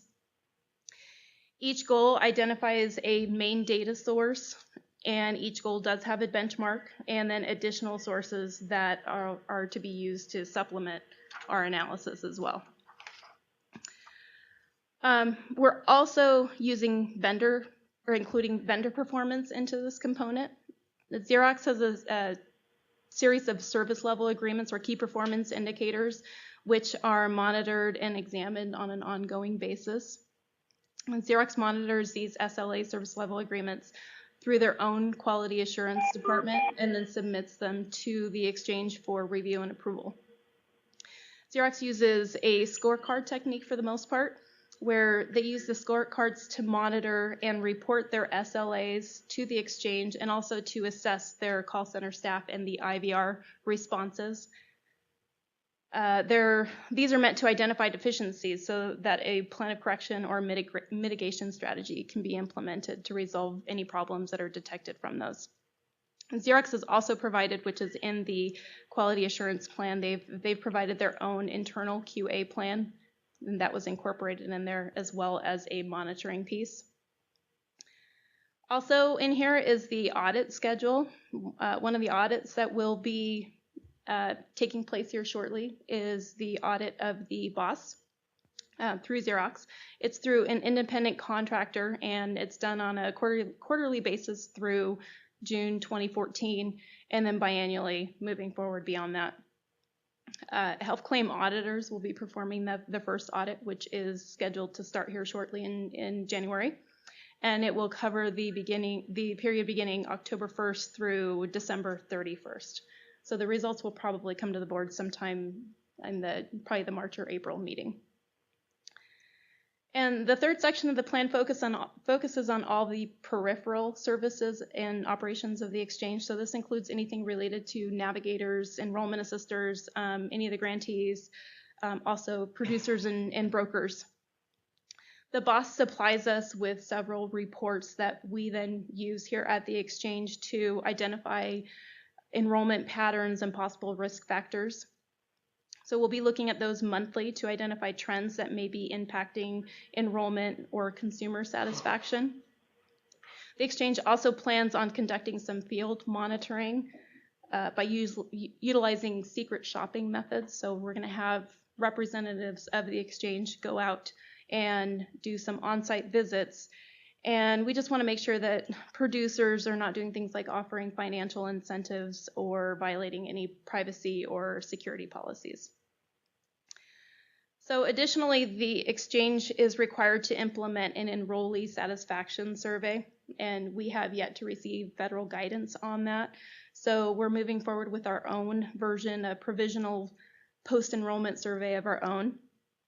We've worked with KPS3 to develop a questionnaire, which will be delivered to the consumer at the end of the application process. So this is still in the works and will probably require some modification throughout this first open enrollment. But we are working with KPS3 and Xerox to implement this shortly. And we also intend to come up with more targeted surveys so that we can gather information related to carriers on things such as plan quality and provider access and affordability. So the responses we get will be used to assess operational adjustments for future open enrollment periods. So I'd like to emphasize that this is a living document, so it'll most likely change based on system changes and policy decisions that are made throughout, this enrollment period and future enrollment periods. So with that, I'd like to recommend that the board approve the plan, but I'm happy to take any questions or suggestions or comments that anyone may have. Do any of the board members? This is Ron Klein. Dr. I Klein? just, I think Mr. Thompson has done us a service by pointing out, really that we really weren't living up to what we thought we were living up to. So in this audit document, audit company is going to audit Xerox. Can you tell me specifically where it's going to identify those kind of problems so we don't have to rely on good folks like Mr. to let us know we're not doing a good job? For the record, this is Laura Rich. So the first audit will be a focus audit, so we can narrow down where we want to focus our direction. And we are looking at enrollment and eligibility determinations specifically. But are you going to look at the number of people who have, I guess you're going to have a metric of the percentage of people who have eligibility determinations but then don't go on to register, to go on to that sort of like you're going to use to identify payment issues? Yes, and we'll be looking at that both in the audit, but also we receive reports from the boss that tell us how many individuals have gone through the application process and where enrollment stopped. So for example, if someone, we can gauge, and these reports are still being built, so we don't have access to them at the time, but we can gauge where an individual began their application or initiated their application, and we can see what percentage of those initiated applications where those people stopped. So based on that, we can come to, our own theories as to, where that, if there's a hang-up, if there's a large percentage of individuals that are stopping at a certain time, then we're going to look at that and we're going to want that audited. But you're saying you don't have that information yet in terms of where the process breaks down, or you don't have it. Sure. For the record, this is Laura Rich. So here at the Exchange, where those reports are still being developed for us to monitor and to trend. However, that data will be available for the auditors. Madam Chair, may I? Sounds like that's, and when do you think of that ready for board review? Which meeting, what month? Probably in March. And I'm not trying to be difficult or harsh. I just, I think if there is a breakdown at a certain point in the system, I think that you're right, will identify those issues more so than saying, well, this many people had eligibility determinations and this percentage actually went on to enroll. I think if you can identify the certain place where everybody abandons their application, that's a big red flag. I agree. Madam Chair. The audit will be, for the record, this is Laura Rich, the audit will be completed by March. Madam Chair, may I? Okay. Yes. John? So we get a lot of statistics, and while not everything is built, while we don't necessarily have statistics broken down by every single page in the system, we do get these benchmarks on where they've gotten to on various portions of the application. We don't rely entirely on people coming to us to tell us there's an error, although that does help us identify errors. We are constantly monitoring the system when there are, if there are outages or slowness in the system. We get on that as quickly as we can. We don't simply rely on people reporting it to us, although, again, that does provide us with a lot of good information.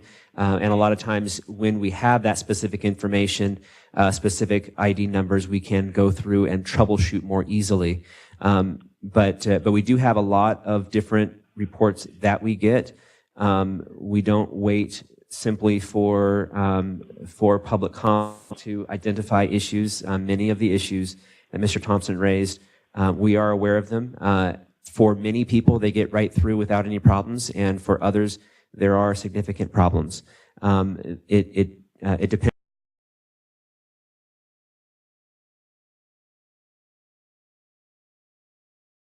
Reports, I believe, is quarterly. Ms. Rich can correct me, and then it's every 6 months after that.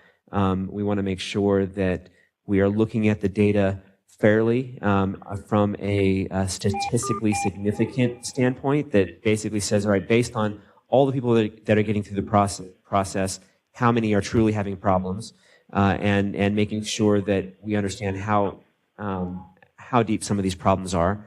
And then we also do focus audits to help identify and correct and improve the system as well. To hold your feet to the fire a little bit more, John, you would then say that you're aware of the kinds of issues Mr. Thompson having in terms of payment. That's not news to you. You're aware that there are issues there. We are aware of issues, and many of the issues they've got, there were issues at times and then they were resolved. We'll have to talk with Mr. Thompson about a specific issue, I think he said, with payment today. There have been problems with people being able to get through to the call center to make a payment because of the busy signals, and we are trying to get a second phone line up to be able to pay for those. May take a while to get that up, but we're trying to troubleshoot. We're trying to provide a brainstorm as many different ways to get the issues fixed as possible. Again, there are a lot of people that are getting through the process without any problems, but there are certainly issues that we need to resolve, and we are aware of most of these. Again, we'll have Mr. Roos sit down with Mr. Thompson to find out his specific issues and to determine whether or not they are, in fact, new issues or if they are old issues that have either not been fixed or came up again. Great, thank you. Do we have any other questions from board members? All right, we do need then a motion to approve the quality assurance plan as presented in the board book.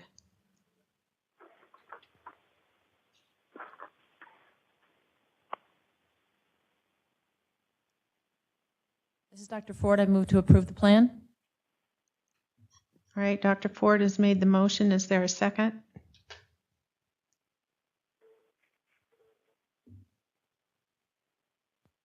Dr. Klein, I'll second. All right, thank you, Dr. Klein. Any further discussion on the quality assurance plan? And again, I think note for the record that this is a living document. All right, all in favor of the motion? Aye. Aye. Aye. Any opposed? Aye. All right, motion carries. Thank you. Do we want to take a 5-minute break here? That would be fine down here. Okay, let's come back. I've got here that it's 3:45. Let's come back at 3:50.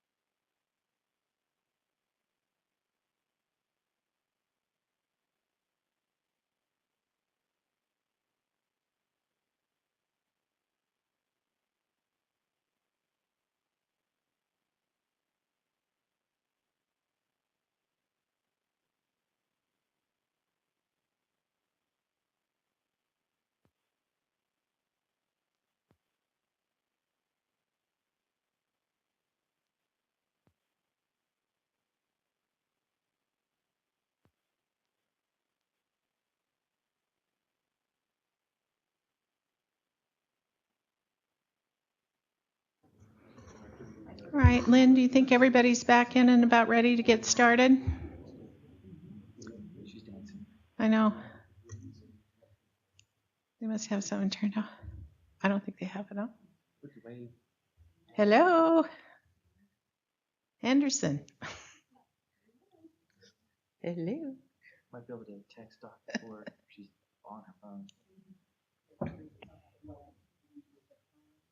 This is Marie Kerr. I'm still on the phone. Thank you. They've put us on mute down in Las Vegas. I can't see that we're waving at them.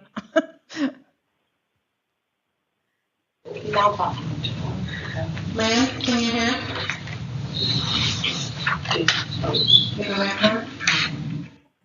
Hi, we're here. Oh, okay. We've been talking to you. Mr. Hager's still missing. Oh, okay. Here he comes. Thank you.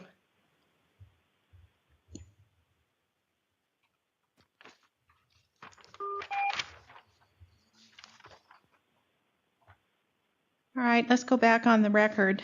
And then just so that the board members that are on the phone and down in Henderson, I just went over and chatted with Mr. Thompson to make sure that he approved of everybody, of Xerox, listening in and watching the process with him.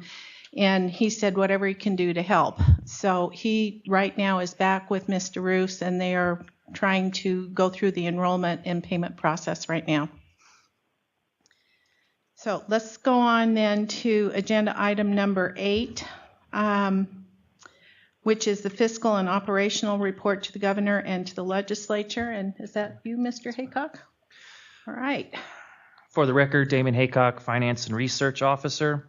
NRS 695I.370 requires that the board submit a written fiscal and operational report to the governor and legislature on or before June 30th, as well as December 31st. This report and the fiscal and operational report, as well as the letter, are both attached, and that satisfies that requirement if the board will approve.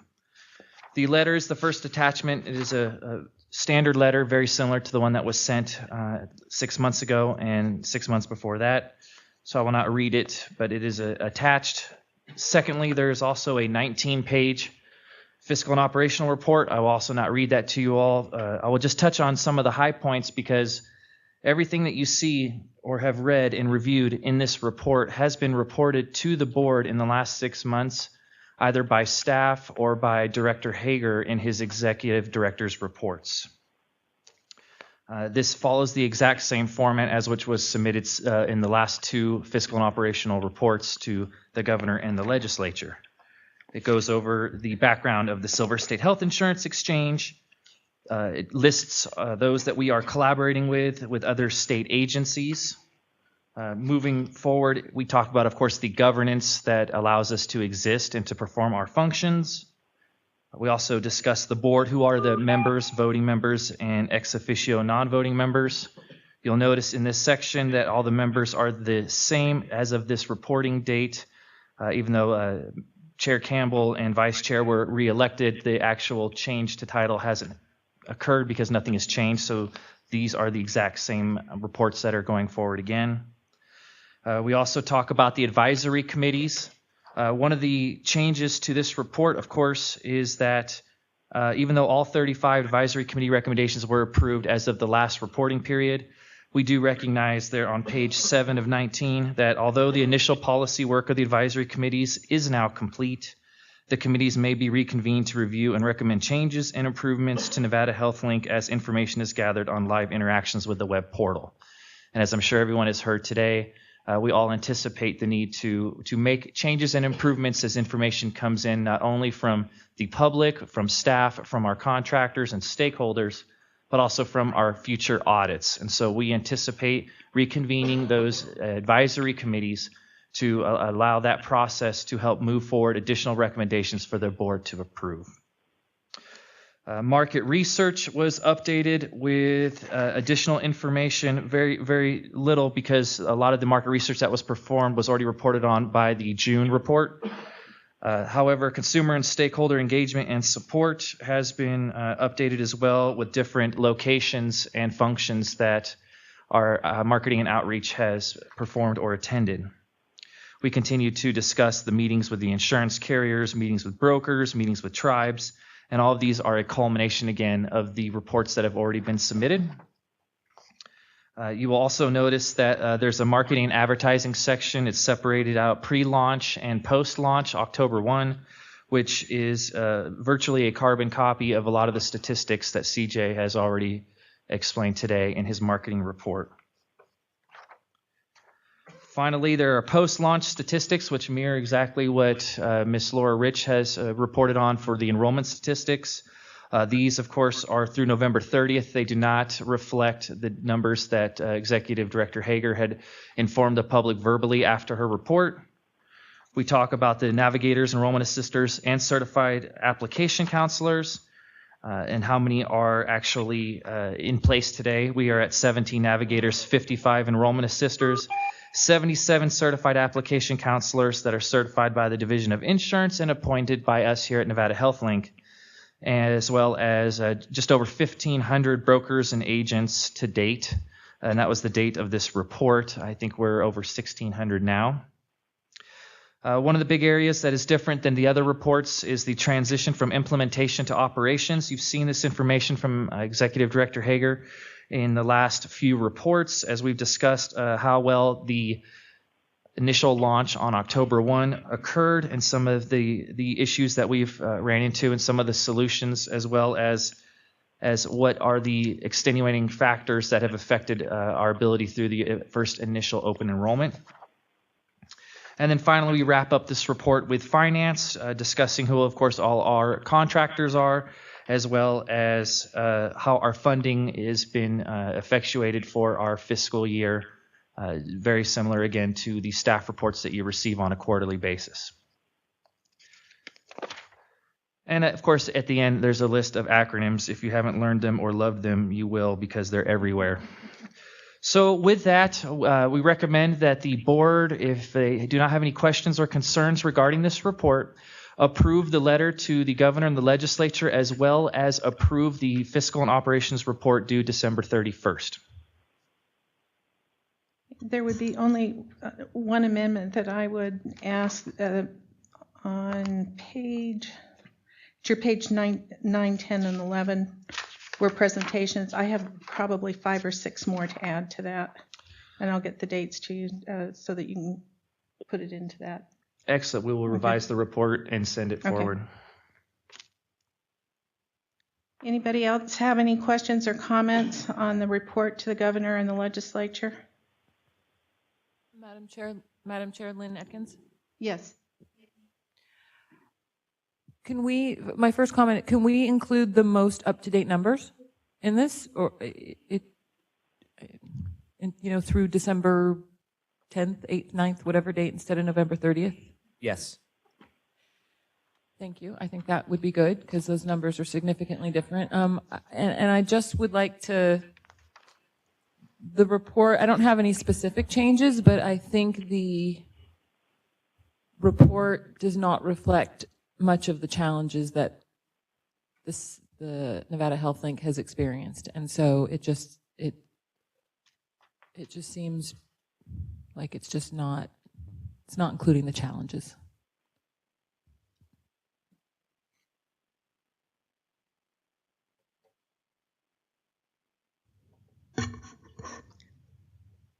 John, I think that Ms. Atkins makes a good point.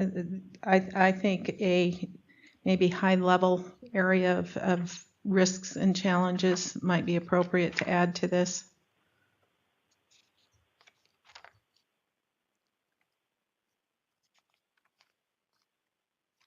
I will add a section on risks and challenges. We can go about this a couple different ways. By statute, we need to have this to the governor and the legislature by December 31st.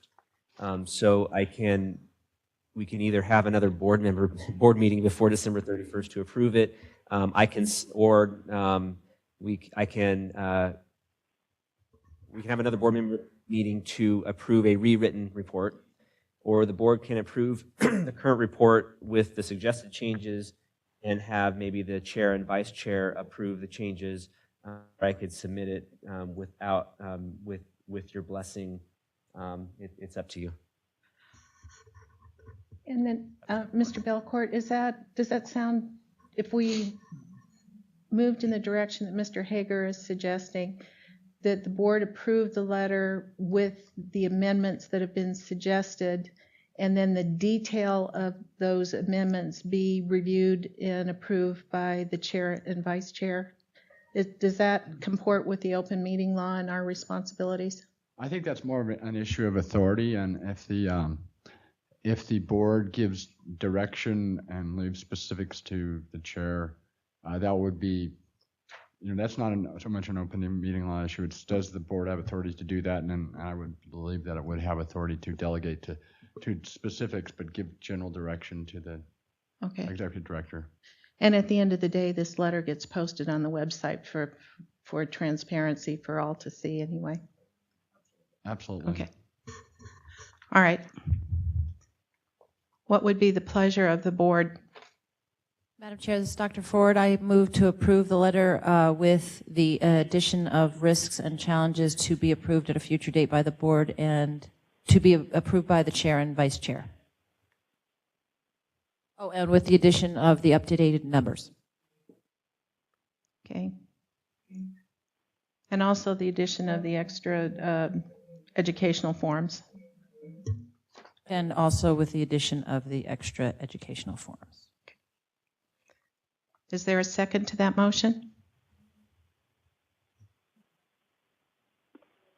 Second, Marie Kerr. Thank you, Ms. Kerr. Any further discussion? All in favor of the motion? Aye. Aye. Any opposed? All right, thank you. Motion carries.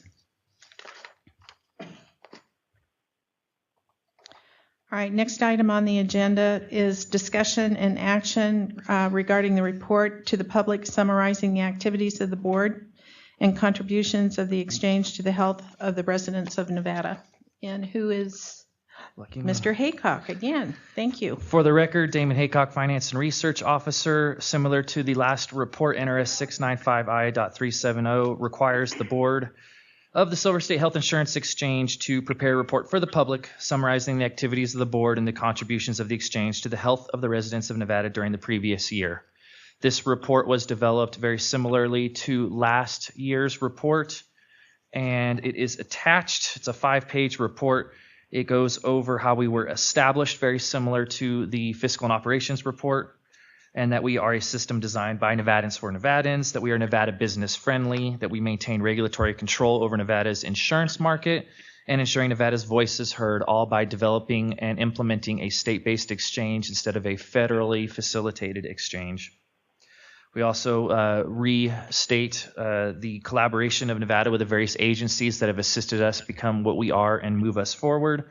Department of Health and Human Services, Business and Industry, Department of Administration, Governor's Office, Attorney General's Office, Public Employees Benefits Program. Then we move on to the Board of Directors responsibilities and then the Board of Director appointments. And so the voting members, of course, are the same. Ex officios are the same. This is a repeat from last year's report. Then we talk about the board activities to date. Since the last report, there have been 17 board meetings, more than the 12, one per month, because of the legislative briefs that were provided to the board by Executive Director Hager during the 77th legislative session. And then the policy requirements, as mentioned in the previous report, there have been 35 substantial recommendations to the board, of which the board has approved them all.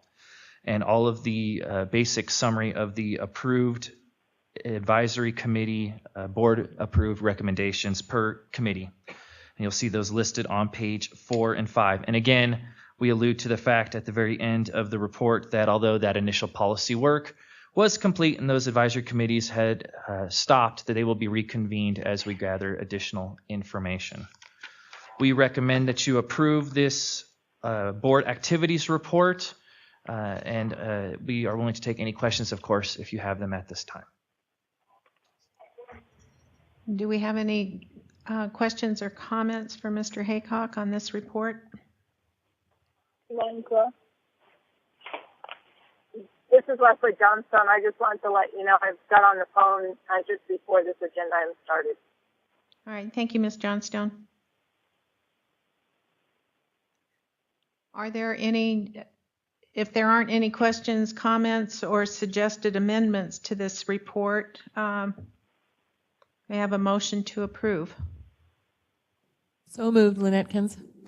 This is Dr. Ford. I second. All right, we have a motion and second. Any further discussion? All in favor of the motion? Aye. Aye. Any, all right, anybody opposed? All right, thank you. Motion is approved. All right, the next item on the agenda is regarding the American Indian and Alaskan Native Tribal Consultation Request. Who is covering that? All right, Mr. Bowden. For the record, CJ Bowden. On November 18th, the federally recognized tribes of the state of Nevada held a tribal health director meeting at the Intertribal Council of Nevada and came with some requests to the Silver State Health Insurance Exchange. Being the tribal liaison for the Silver State Health Insurance Exchange, I attended this meeting on behalf of the exchange, which was a government-to-government meeting. This was an informal meeting rather than a full consultation. We have a full consultation set up for tomorrow at 9 a.m. in this office to relay the answers from the board to the tribes. They came up with 4 instances, or actually 3 instances, that they would like clarification on, or like the Silver State Health Insurance Exchange Board to take action upon, and 1 informational instance that they would like to convey to the Silver State Health Insurance Exchange Board. The members of Nevada's federally recognized tribes voiced concerns to each agency in attendance, and also asked that the concerns were taken to the proper governing bodies of these agencies. The first request was prominent display of information pertaining to American Indians and Alaskan Natives on the homepage of Nevada Health Link's enrollment website. This stems from, currently we have information on info.nevadahealthlink.com regarding a list of special provisions for American Indians and Alaska Natives. This is a PDF file, and it's updated as new regulations come out. But the tribes stated that the navigation to this document was difficult and cumbersome for members of their communities, and they would like the state of Nevada to look at putting information or a link to this information on the very first page of the enrollment web portal for Nevada Health Link. They also asked us to look at the Cover Oregon website, and I've included screenshots from the Cover Oregon website, where at the very bottom of the homepage you can see the Cover Oregon website. On the far right hand side has a button that says register your tribe, and then at the very bottom has a directory tree that has tribes listed on there. So individuals that are members of federally recognized tribes can go onto there, click on those buttons, and go directly to information pertaining to the tribes. The second request that the tribes had was for prominent display of tribal member exemption procedures. Here at the Silver State Health Insurance Exchange, we have decided to defer all individual mandate exemptions to the federal government for the first year of operation. The federal government, or HHS, Department of Health and Human Services, will process all of the exemptions for Nevada Health Link. At that point, if you go to our homepage and you click Get Assistance, we have a drop-down menu. And from that drop-down menu, you can access individual mandate exemption procedures.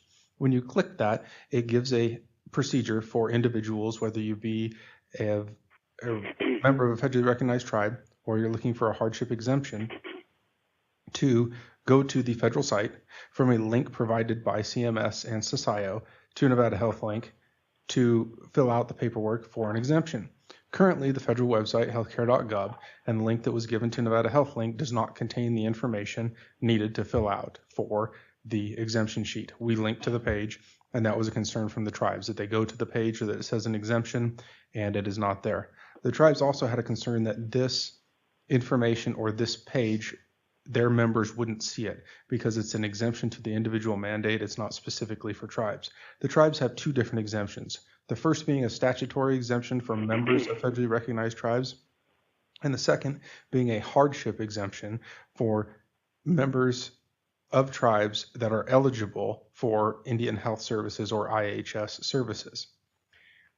On the first line, we have a section in the Special Provisions for American Indians and Alaska Natives worksheet that we have that lists all the federally recognized tribes and gives them instructions on how to obtain a exemption under that. The hardship exemption, we do not have any clarification or regulation from CMS. They are still working on it and the guidance that goes along with that, but we were happy to add that to our sheet at the end when those are finalized.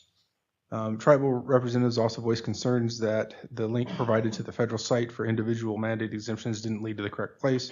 Again, we are using the site or the address provided by SSHIX.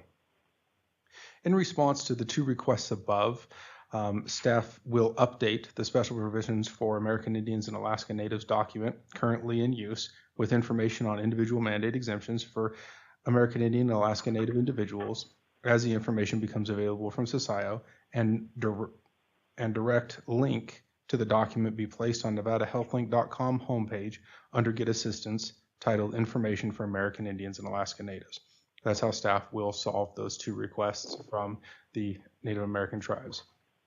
Number 3 on page 3 of 5 is an informational item, and the tribes wanted me to relay this to the Silver State Health Insurance Exchange Board, that the ITUs, or Indian Health Service Clinics, tribal health clinics, and urban Indian clinics in the state of Nevada asked staff to communicate their willingness to help in establishing proof of IHS eligibility for members seeking a hardship exemption from the individual mandate.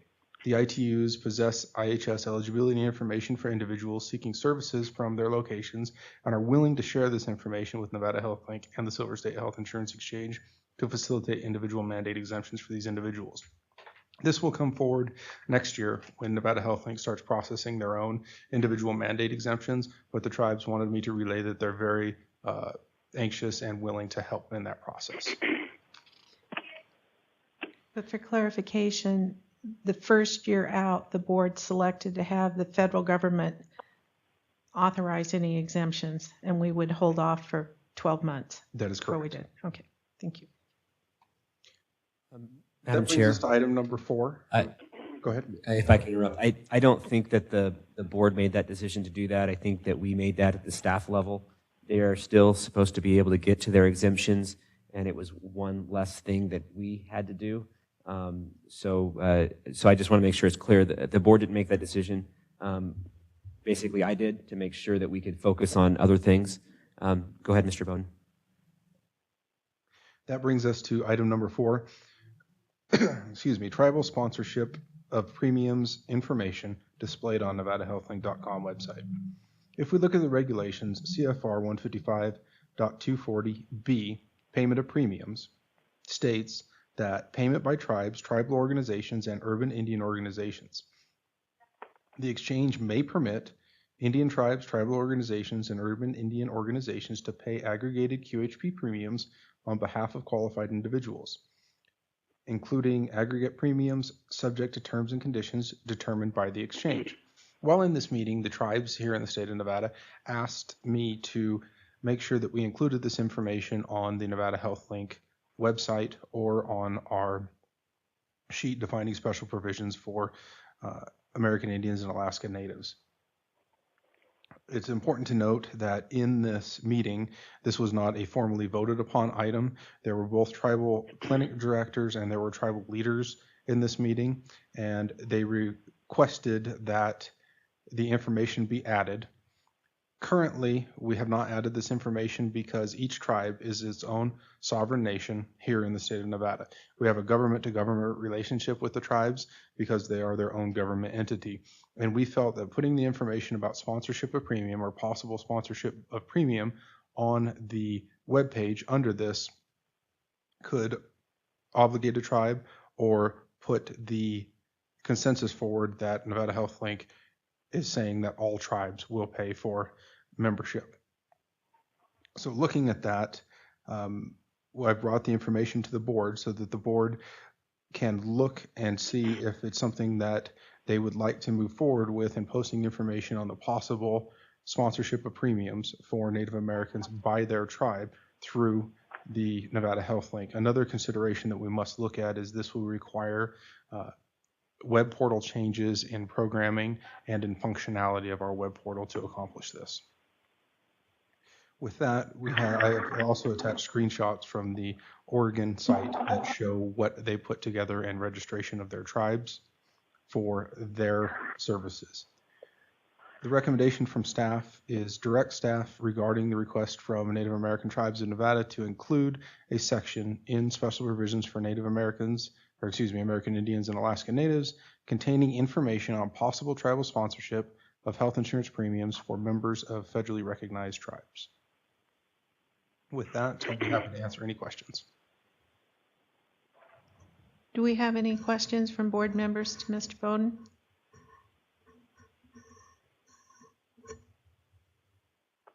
Madam Chair, this is Lynn Atkins. I think I'm just confused. Madam Chair, may I? Yes, please, Mr. Hager. For the record, John Hager. So, as Mr. Bowden indicated, the decision on whether to pay on a tribe's decision on whether to pay for their tribe members is the tribe's decision. The information is available in regulation. The tribes are aware that they have the ability to pay. My understanding, and Mr. Bowden can correct me if I'm wrong, that the tribal health directors were very interested in having that information available in our documentation, but that the tribal leadership did not necessarily weigh in on that. I think our concern about posting it is that it is a tribal decision. We don't want to put the tribes in an awkward position, that it is their decision to make, and how they want to get that information out to their tribes, again, is their decision. Now, we are going to provide a tool that will make it easier to do, and that is that the list billing functionality that I will say has been pushed off. We have other challenges, as we've discussed today, that we're working on, and the list billing functionality will be available in the future for both tribes and for employers or any group that wants to pay for individuals' payments. So that tool will be there. The real question is whether or not we want to add this to our informational page for tribe members when we don't have any clear commitment from a tribe indicating that they want to pay for their tribe members. We do feel that that is a tribal a decision by a separate decision by each tribe. So we're on the one hand, we want to get information out that needs to be out there. On the other hand, we want to be careful about making a sovereign government entity uncomfortable with what we're doing. It's a fine line, I guess, and maybe this isn't that big of a deal. Not sure where the board wants to go, or if the board even wants to take a stance on this. Mr. Hager, just to throw out a thought on it, is it possible to put up, once we get this directory tree all set up, something that says, please contact your tribal leadership to see if there is the ability to supplement payments, and just kind of leave it at that? And for the record, John Hager, so that is exactly what we're asking, whether or not you want us to put that information in there, that their tribe can, that their tribe may decide to do that. It is kind of a weird notion that we're asking you whether we should put information out there. But we felt it was important to kind of have this discussion because these are sovereign nations that we're talking about. So just to be clear, on the drop-down that has Get Assistance, at some point in the next month or so, we intend to have a tribal assistance button that will link to our tribal documentation that we talked about in items 1 and 2. And the question is whether we include in that documentation that the tribes may pay for your individual premium, even though we don't have any tribes yet that have decided that they want to do that.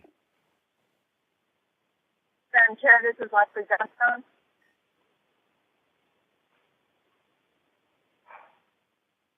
I couldn't hear. Is that Ms. Johnstone? Yes, I'm sorry. I had a question. Whether or not the group that you're meeting with tomorrow is in a position to say if they would like that to be done or not? For the record, CJ Bowden, it was offered in a meeting that was composed of tribal clinic health directors and also tribal leadership. And the clinic health directors brought it forward as a request. So it has been requested by tribal health clinic directors, but tribal leadership remained silent on the issue when it was brought forward. I'm sorry, the leadership did or did not ask for it? The leadership remained silent when the issue was brought forward. Okay.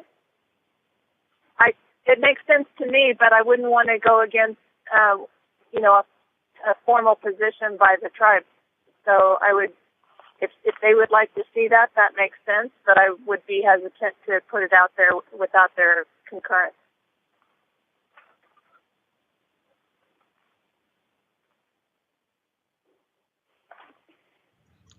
For the record, CJ Bowden, a possible resolution to this could be after a meeting tomorrow, if we were so directed by the board, would be to ask each individual tribe at the tribal consultation that will be held tomorrow if they would like to be listed on the sheet as tribes that may be willing to sponsor premiums for their individuals, and only list at that point in time information with those tribes included.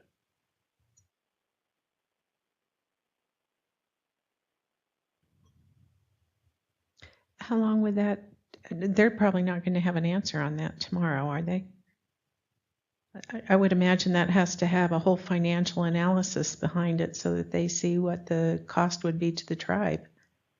Yes, that is correct. So, I mean, if we want to do anything, I think the safest thing is to just say contact your tribal leadership to see if there's any financial support for tribal members. You know, if we feel that we have to state something. Madam Chair, this is Lynn Atkins. Could we make a motion that we will do what tribal leadership asks us to do on this issue?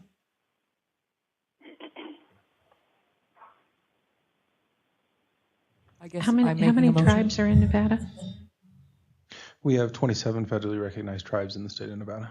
And are they pretty responsive to you when you call in? If you were to solicit their support on this, are they pretty responsive? For the record, CJ Bowden, for this request, it would move into each tribe representative, taking it back to their tribal councils, going through a tribal council meeting with the tribal council, having the tribal council vote upon it, and moving that forward. So it will be a number of months before we hear back.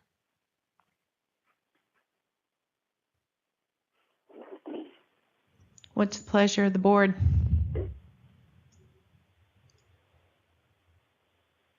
Madam Chair, I withdraw my motion at the moment. Not at the moment, I withdraw my motion. Do any of the other board members have any suggestions? This is Dr. Ford. I would like to take no action at this time until we get more guidance from tribal leadership. Do we want to direct staff to contact the tribes to see what their preference is so that the board has some guidance from that leadership? Madam Chair, may I? Yes, Mr. Hager. For the record, John Hager. So we can usually talk fairly easily with the Intertribal Council of Nevada. They've got regular leadership meetings that consists of the tribal leadership. Not all the tribes participate, and we often have a difficult time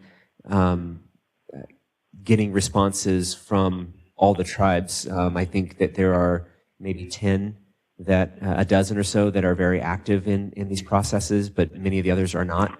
I don't expect to really ever get a full consensus one way or the other, or even a month one way or the other from all of them.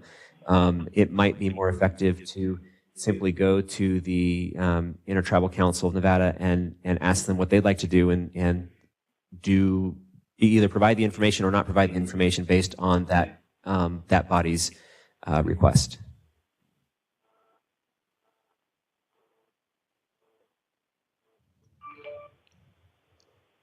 This is Marie Kerr. That sounds like an appropriate course of action. Would you like to make a motion to that effect? Marie Kerr, motion made. Is there a second? This is Dr. Ford. I second. All right, any further discussion? All in favor of the motion? Aye. Aye. Any opposed to the motion? All right, motion carries. Thank you. Give me 1 second. I want to ask Mr. Belcourt a question before I go on to the next agenda item.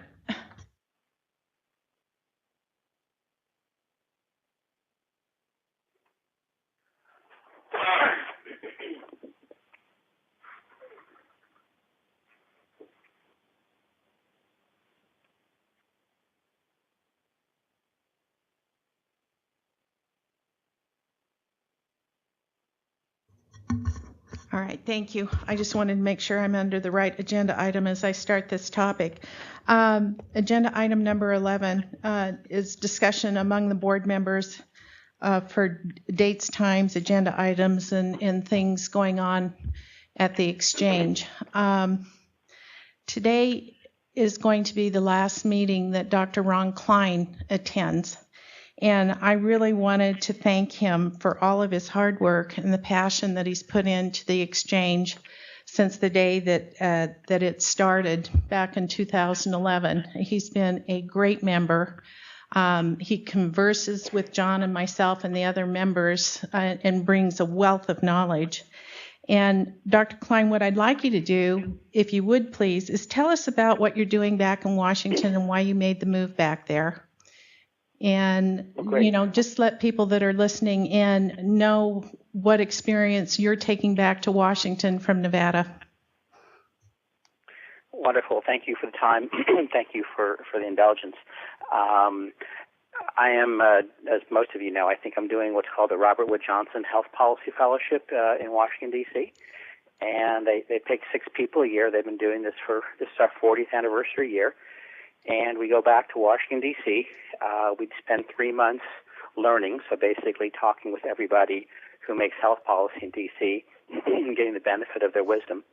And then in the last 9 months, so basically starting January 1st, we're placed either in the executive branch or on Capitol Hill, either working in a congressman or senator's office or for a House of Representatives or Senate committee as a staffer, basically working on health policy. So we learn how health policy is made. We learn the politics of health policy, and we learn that process. We hopefully contribute to it, and then we hopefully come back to our states and take some of that wisdom that we've gained and apply it to where we started. And so that's what I'll start doing. That's what I've been doing since September. Starting January 1st, I should be placed somewhere where we're in the process. All of us are in the process of interviewing right now for positions, so I don't know exactly what I'll be. Unfortunately, it's considered a conflict of interest for me to work on a Senate staff or in the executive branch that regulates state-based health insurance exchanges and still continue to be on the board. So unfortunately, I have to stop doing something that really has been a part of my life since I guess August of 2011, if I have my dates right.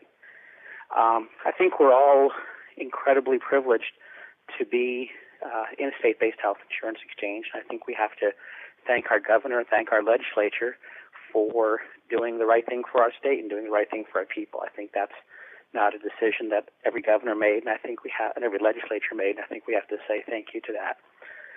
Thank you to those folks. I do remember all of us meeting in August of 2011 for the first time, and we met as strangers. And we're ending as friends. I think we've been a cohesive board, and I think we've worked through some difficult times, but I think we've always kept our eye on the ball, which was to do the right thing for the people of our state. And I think we've really done something amazing. We stood up an exchange from ground zero to actually making it work, albeit with some problems, and doing something that I think is the right thing, which is getting people health insurance, something that they need. I'm very, very proud of our health insurance exchange. And although you're not sitting on my shoulder every time I introduce myself to 125 different people we've met over the last 3 months, I always proudly tell them that I'm a member of the health insurance exchange in Nevada. And all my peers look at me and smile because I say it with such proudness, if that's the word, in my voice. I think this experience will be one of the most significant events in my life, to really take something that we started at zero and in a few months will hopefully insure tens of thousands of people in our state is really a wonderful thing. I want to say thank you to everybody on the board who have been my friends, and also to the staff of the Health Insurance Exchange. I know you folks have all worked very, very hard. Among the things I got a chance to do today was to meet with all 6 of us met with the Assistant Secretary of Health for the Veterans Administration. He's the physician who administers the entire VA health system for, I think it was 8 million veterans in 152 hospitals. And among the words of wisdom he shared with us was that we're too quick to criticize. We don't celebrate success often enough. So I want to end with 2 things. One is that we should celebrate our success, celebrate what we've done for our state and for Nevadans. Thanks again to my fellow board members. Thanks again to the staff, who I know we ask you guys a lot of hard questions, but it's because we want to make this thing work right. And finally, I know that Florence Jamison, who was a wonderful OBGYN who delivered both of my children, will do a wonderful job in replacing me. You guys will be in my thoughts, and hopefully life will bring me back to Nevada. Thank you, Dr. Klein. Thank you very much for that. Thank you. And I really hope that you don't park a boat on the Potomac and you sail back here to Nevada, because we can use you. So I don't know if any of the other board members would like to say anything to Dr. Klein at this point. I know I'm seeing Dr. Ford reach out. I know you've worked with him extensively.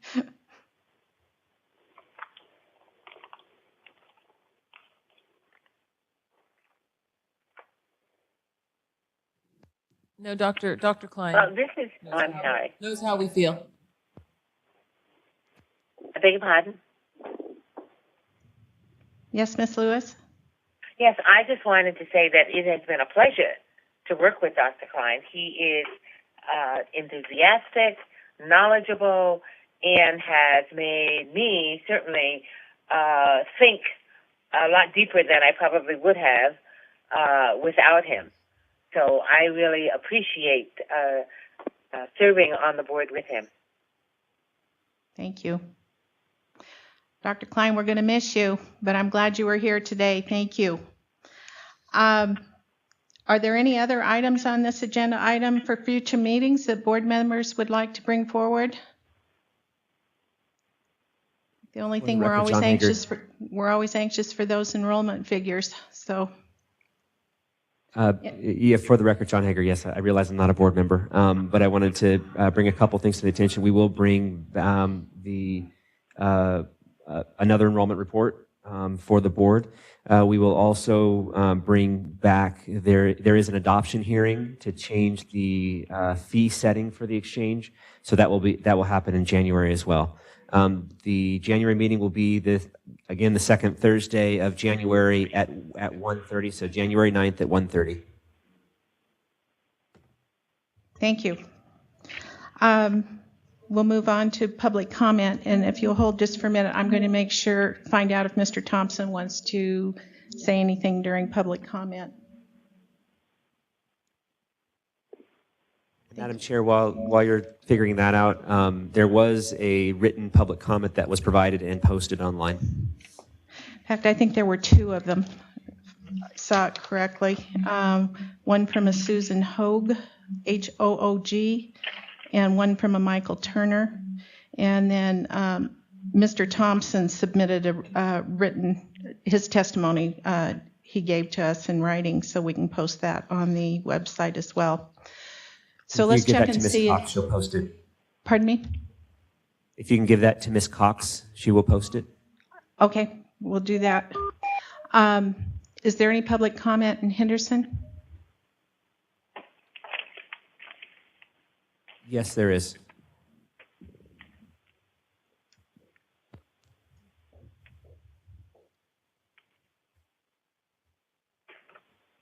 There we go. I'm usually not good at these things. But I just wanted to say, Vicki Mayville, and I'm the president of the Nevada State Association of Health Underwriters, and I've been to every single one of these meetings. And, it has not been a smooth rollout, as we all know, but the community, the broker community, you've heard a lot from us, and we're here to help you in any way we can. It's a lot of work. We've been going through a lot of time. A lot of my clients are turning out to be Medicaid eligible. Some of them that were Medicaid are now turning not to be.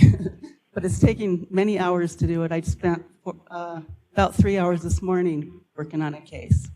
But anyway, I just want to say, if you need anything, we're here for you, okay?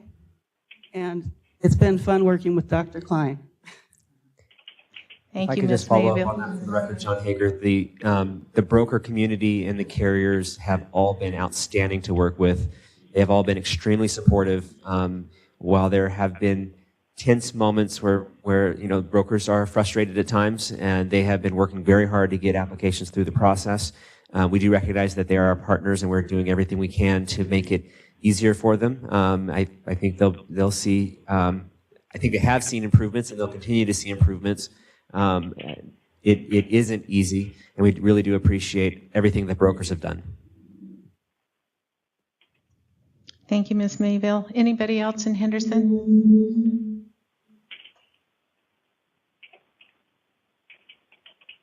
Anybody on the telephone for public comment?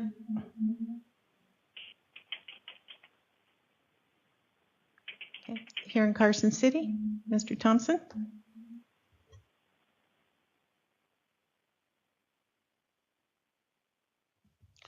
Once again, for the record, Christopher Thompson. I've just spent the last, about 40 minutes with Ms. DeRoos, and I think we're actually making some real headway, and I think there's a chance that within another 20 minutes or so I may even get enrolled. And so I'd like to thank her. I'd like to thank this board for the help that I've had. At the same time, I am very fearful for all the people that don't get this kind of help and the difficulties that they're having. And I want to make just a couple of suggestions. One thing that we seem to have found out was that American Express cards aren't accepted. That came as news to me because on the website it would certainly appear that American Express cards would be accepted. Seems like a minor deal, but for somebody that's trying to pay and doesn't even get an error message that says that that's what's going on, that is a major problem. And it goes to what I think is even the greater frustration, which is you can talk about call centers, you can talk about all these other possibilities, but if you run into an error, as I have on a few specific times, and then you can't get through to the call center, and you don't get an email responded to, and even though there's a button on the machine on the website that says chat, we know that chat button doesn't work. There's no indication that the chat button doesn't work. It's just that it's there and it doesn't work. And with each one of these, for somebody who is, nobody that knows me would suggest that I'm patient, but for somebody that is either less patient or less